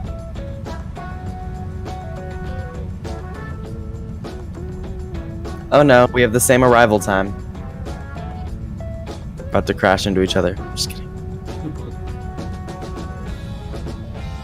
Better not. Midnight Maverick gets priority.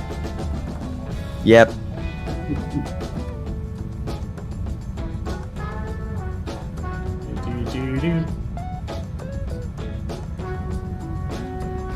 Alright, so see, it is getting a little high on our VNAV path here. We probably should have corrected our profile before we flew, but... So I'm just going to manually descending here already, just so we get down to 3,000 feet in time. We're going to arm our auto land as well, so our localizer's been armed. I'm going to get our music off for our We should be fine. I'm slowing down. approach here.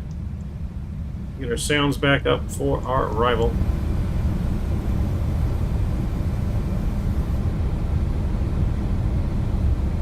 Alright, we got the runway in sight. How far out are we? Toronto traffic, FedEx 232 Heavy, 20-mile final, runway 05. Toronto traffic. 20 miles. What will we ever do?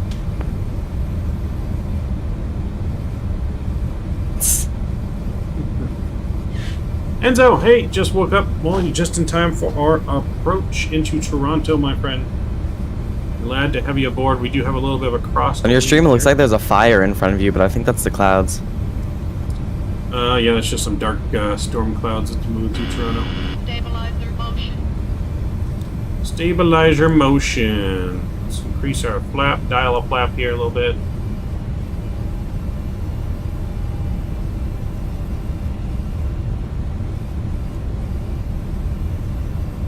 Alright, let's go. Next set of flaps. There we go. We're looking good. Let's go landing gear down. 2,500. Landing gear's coming down.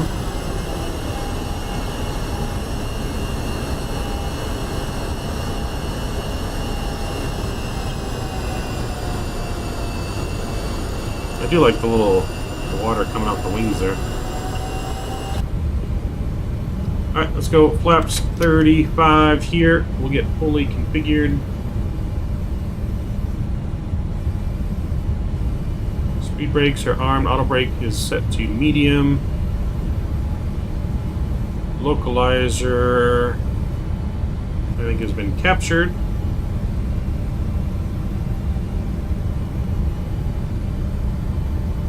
The wide slope, I believe, too, has been captured. We are looking good. We are looking good. All right, we're gonna go. Auto You throttle always get disconnect. those butter landings. I believe in you. Disconnect. Autopilot. Autopilot. I'll press the button again. There we go. So it's disconnected. My plane said stabilizer motion for you. We're watching from the sky. All right, well, let's get it.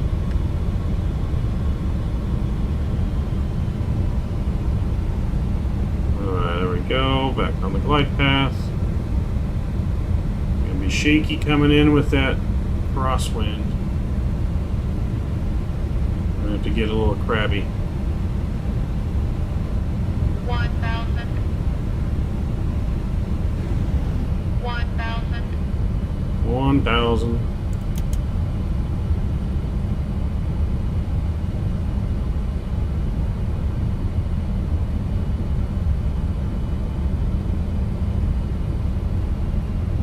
Do our best here not to float.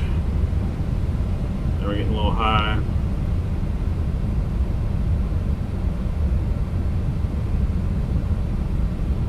Oh, 500. 500. Terrain. 400.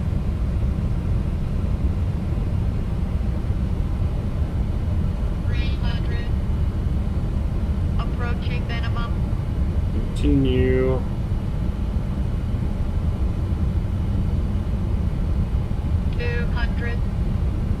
Minimum. Continue.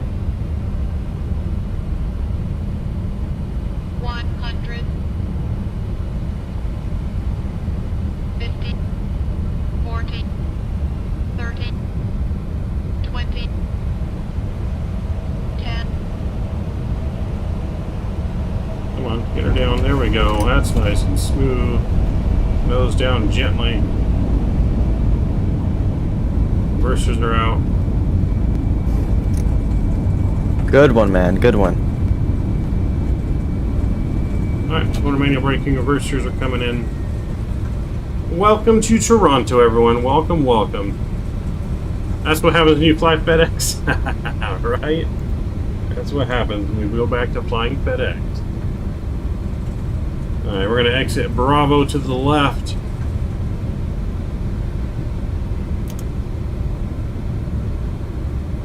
Yeah, FedEx, they might be bad with your packages when it's in the truck, but when it's in the plane, we are careful. We are good when it's on the plane, yes sir. Thank you, Enzo. Thank you, thank you, thank you. Yes, nice butter re-landing. A little shaky there with that little crosswind, but we got her. We got her in. Now I have to get a butter. Raylan, thanks for the help. Andrews, thank you, sir. Night night from Melbourne. You have a good night, sir. Thank you for coming along, as always. All right, let's get our spoilers in. Our flaps can get retracted here.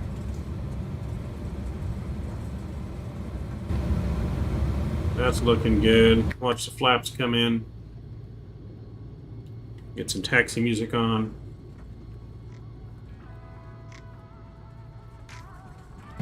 Alright, let's get our landing lights off. Taxi lights are on. Runway turnoffs are on. Go. Wing lights can come off.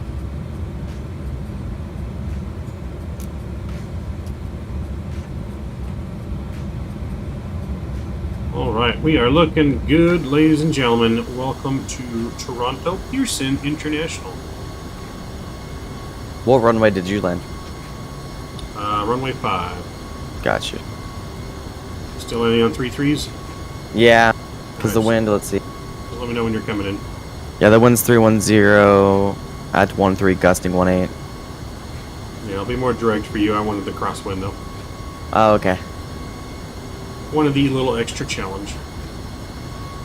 And you still got the butter. Alright, let's start our APU up here as well. So we go up here to APU power and then APU. Just like so. Make sure we're clear. Clear. Yep. Okay. That can come. We can disarm those.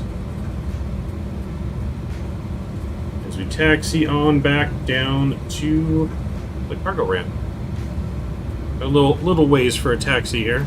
Anti-ice can come off now too.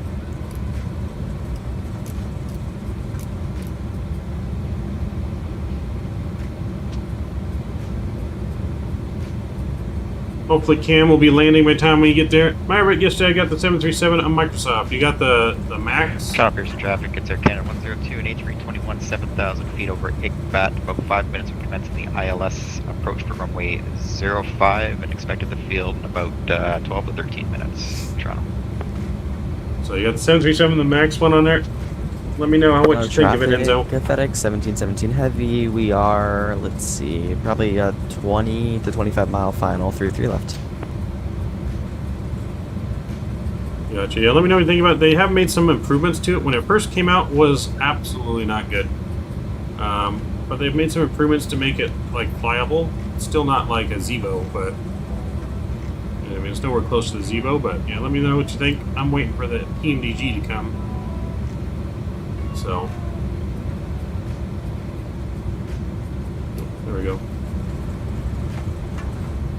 That's what I'm waiting for, though. I'm waiting for that PMDG.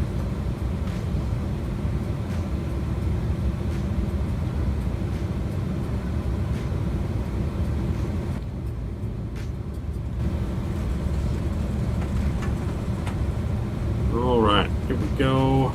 So it's a pretty long taxi down to the FedEx ramp here. Clear left. You're right. And Toronto Pearson traffic, I overheard a FedEx setting up an approach for 33 left, I believe. And how much time do you need before you start commencing that approach? see. I'm about to turn towards the initial fix right now. I have, let's see. I want to say.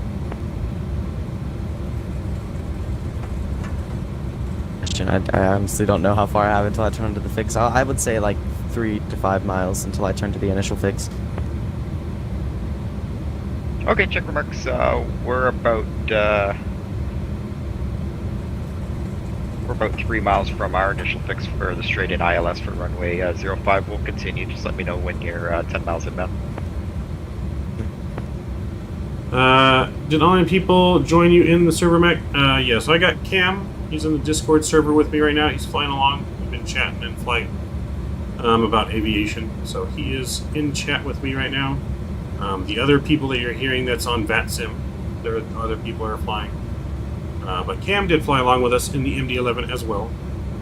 So here is the glorious FedEx ramp. Canada, the Air Canada that was calling. Honestly, I know it's highly illegal, but if we land at the same time, I don't think it will matter much. I shouldn't roll all the way down. We'll treat it as a lasso operations. Land and hold short, runway 05. How about that? I can do that. There we go. I should be off by like 173 or something. So good. Alright, turn off, lights are off. We're 7 miles from our initial approach fix. Let's see, should we park on the right of the 767 or on I the think left? that'll work out. We'll work with that. Which should we park on side?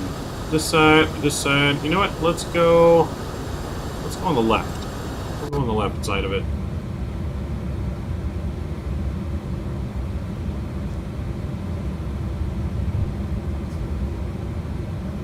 So yeah, we'll park on the left side of the 76. Toronto clears traffic. Air Canada 102 is commencing the approach for the ILS runway at 05. Currently 10 miles out and expected to field in 5 minutes. Toronto. Alright, so we're gonna park here. Let's see how well we got a marshaller this time. Let's see how well we can get our plane parked here this time. We're gonna try and see if we can actually get a good parking job for once. It's been not so good on the parking lately. Are they landing the 15s? Because I swear that I saw they were landing the 33s. No, the 15 would be a tailwind. Last time I checked, it was 5 and 6. Yeah, I'm just looking right now. They're currently landing 05. Arriving 05 and 06 left, departing 06 left. Chip. It's all good. It's Unicom. You can do I it. swear they were landing the 33s.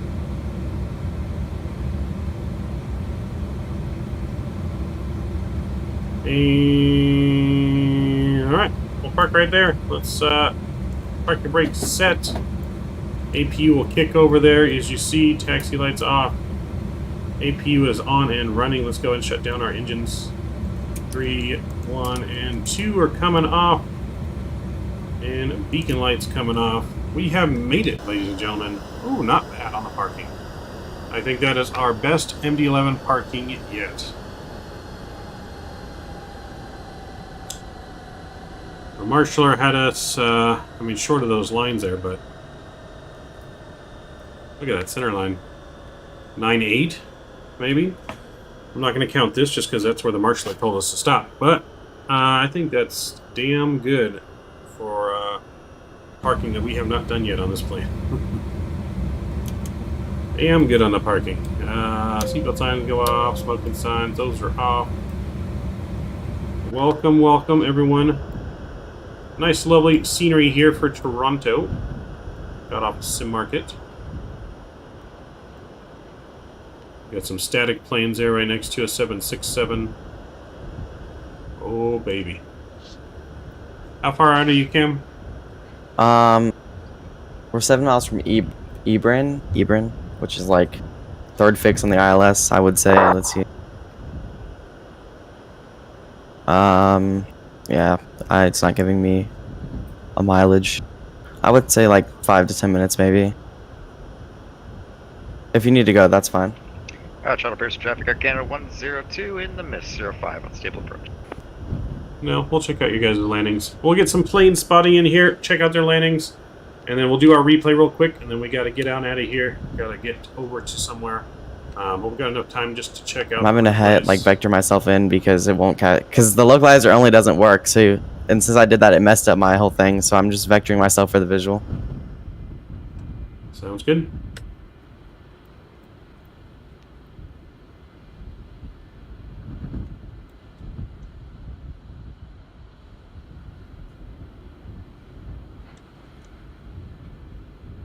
Who was the plane that was calling you? Was that Air Canada 102? Air Canada. Yeah, they're missed. Oh, okay, I see them going way around. Air Canada, what happened, man? Forgot to hit a button and then I was too high in the approach and couldn't get it down on time, so I'm in the mist. Unstable me. No, it's okay. Trust me. Are you gonna be doing another flight, Enzo? I accidentally pressed localizer not only, now. No, and we're I gonna be can't doing a capture replay. I localizer, gotta so I get guess we're over going to visual. Rookie's house and continue working on the big Yeah, why cockpit not? simulator that we're working on. So I gotta head on out over there right after we view our replays, unfortunately. So just the one flight into Toronto today. We will be live again tomorrow, though, back in Microsoft tomorrow. We haven't been in Microsoft for a while. We're going to be over flying in Europe in Microsoft in the fly-by-wire A320. So we will be flying in Europe. That's the plan. We probably will fly at X-Plane still sometime this week. There's an American. Once Ontario I don't know. scenery I'm a little gets scared that we're released. gonna collide. So yeah, It's a little faster than me. Once Ontario scenery gets released, then we'll be giving away a copy of that from Vertical Sim, as well as a copy of the MD-11 for that stream, as we'll be flying UPS out of Ontario. What time for tomorrow? Tomorrow, I'm going to try for 6 p.m. my time, but most likely the usual time is 7 p.m. So 7 p.m. Pacific time is most likely the time for the stream tomorrow. The traffic, FedEx 1717 heavy, 15-mile final for 33 left. All right, it's 15-mile final. Let's go out here. We'll check out his arrival.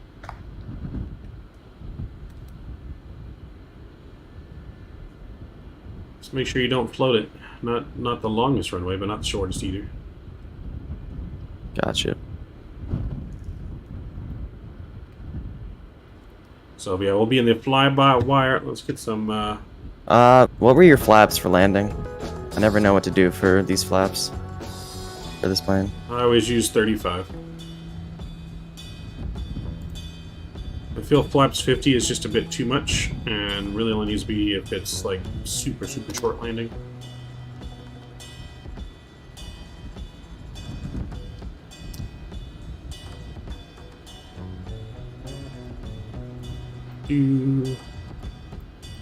Let's see, can we zoom in and see Cam? There he is. No, that's American. There's Cam. There's the FedEx.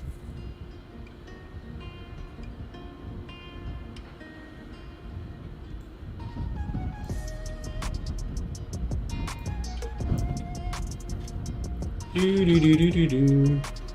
Ooh. I just noticed my screen protector has a big ass crack in it on my phone. Must have dropped it somewhere and I didn't realize it. So yeah, we're gonna watch Cam land here in Toronto, and then we will be doing our replay and getting on out of here. We'll watch the replay of our nice butter here into Toronto.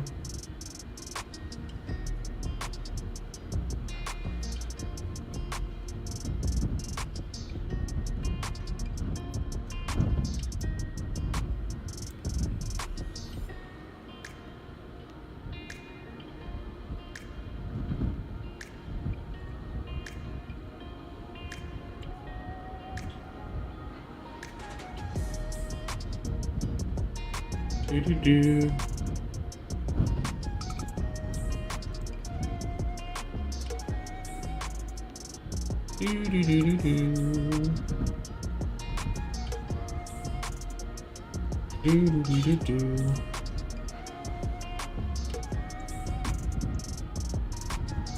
Doing some Vatsim plane spotting.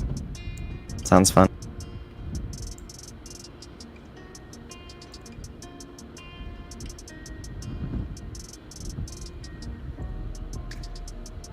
Yep, just trying to catch your landing before we do ours. There we It go. does look close to you, though.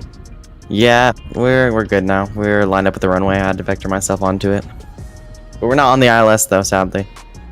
Okay, I know that American is landing in Toronto too, but it's behind you. Oh no. I think he's landing on 3-3 right, hopefully. Yeah, he should be. It's the side with terminals. Makes more sense.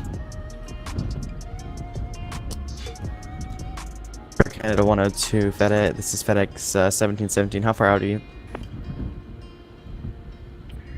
We're just crossing north of the field right now. We're headed direct to Iqbat, which is between Pearson and Waterloo to realign for the ILS. Yeah, you'll be landed way before they're set up again.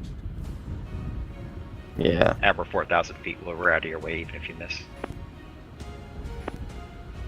Wondering. Like I said, I'm full visual, so. Yep, you better not miss. Around traffic American 552, 50 miles ago, official right, and establish on the localizer. Which runway? Official right.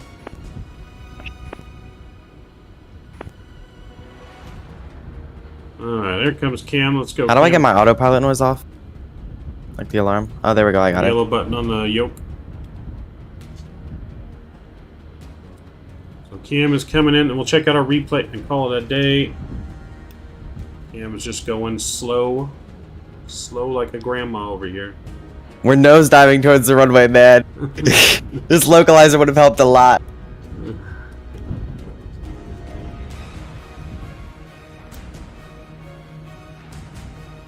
Traffic, FedEx 1717 heavy, 5 mile final, 3-3 left. No. Oh boy, here it goes.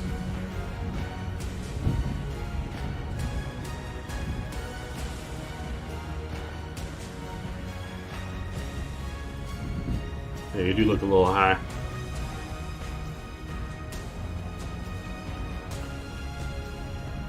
Alright, watch Cam landing flew with us today.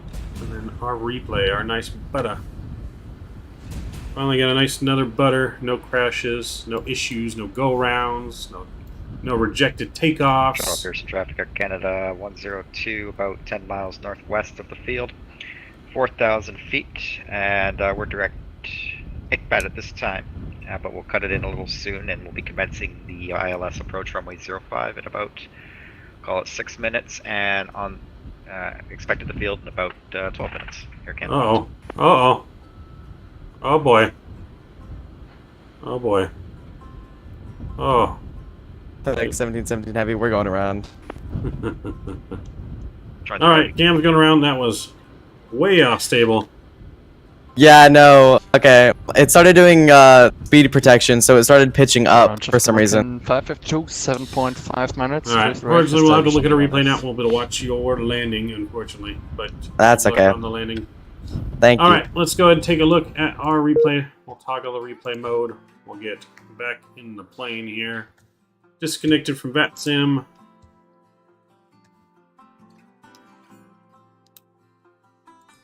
Let's back her up. There we go. Terrain. You have to reset the flaps. Terrain. Flaps good. Train. Yeah. Let's go to the runway. Go to the threshold. There we go. Look at that crab. Okay, we're good, I think. We have to go around though, because yeah, it started pitching up for some reason. You know, I thought you were nose diving into the ground for sure. Yeah, that's what I had to do, because when it started pitching up, we got to like 2,500 feet, and I was like, yeah, this isn't gonna work. Alright, look at that, coming in nice and crabby. Crab.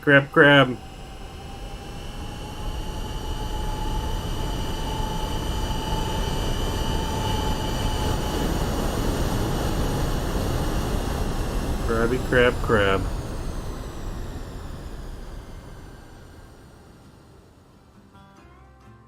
So we definitely didn't hit the center line, but ooh, that was a nice touchdown. That was a nice touchdown for sure. Let's go tower view.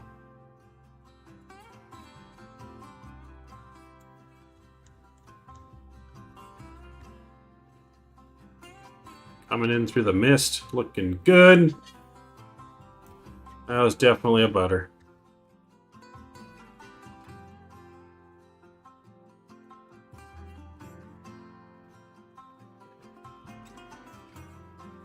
So we floated a little bit, but we knew we had a long runway. I like how we walked it down there, one side at a time. And then that nose coming down nice and soft. Oh boy. That might be our best landing yet in the MD-11, not gonna lie. That definitely might be our best landing yet.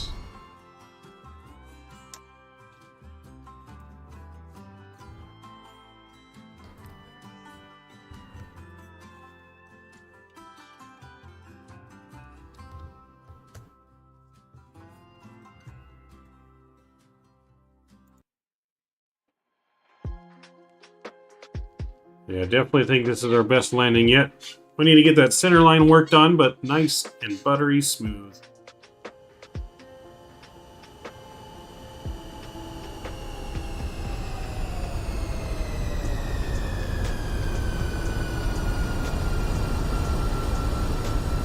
Oh, baby.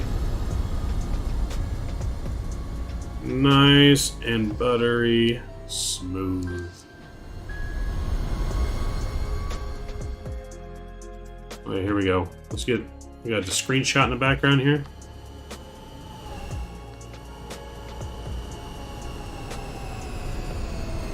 Screenshot of the FedEx building with the plane.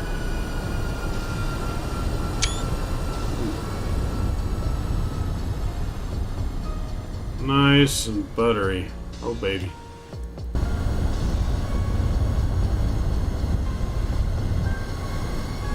We'll check out a couple more views here, and then we do have to run.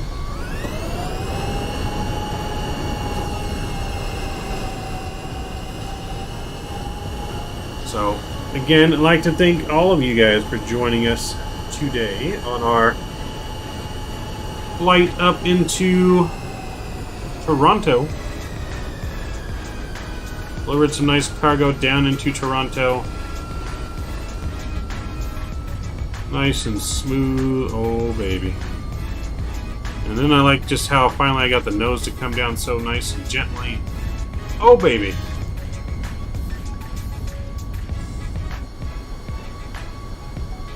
Oh, baby. She was smooth. Again, thank you guys all that joined. Special shout out to Mr. Cam. Thank you for flying along with us and chatting with us in flight today. And shout out to everyone that joined. Enzo, Mr. T-Mac, of course, James, as always. Binks, welcome again. Fly with Rookie, Andrews, Mr. Patrick came along. Mr. Mike, as always, stopping by, and Mr. Time. Foster. We should be, at least, because this one actually, I think I can capture the localizer. That's good to hear. Hopefully get it down. So yes, it's been fun. Thank you again, guys. Lovely flight here to Toronto. Wish we could do more, but we got some things we got to do. We will be back tomorrow in Microsoft in Europe, flying the fly-by-wire A220. So enjoy the arrival in, guys. We will see you guys on Monday, tomorrow night. We'll see you back in Microsoft. Till then, Maverick Mike out.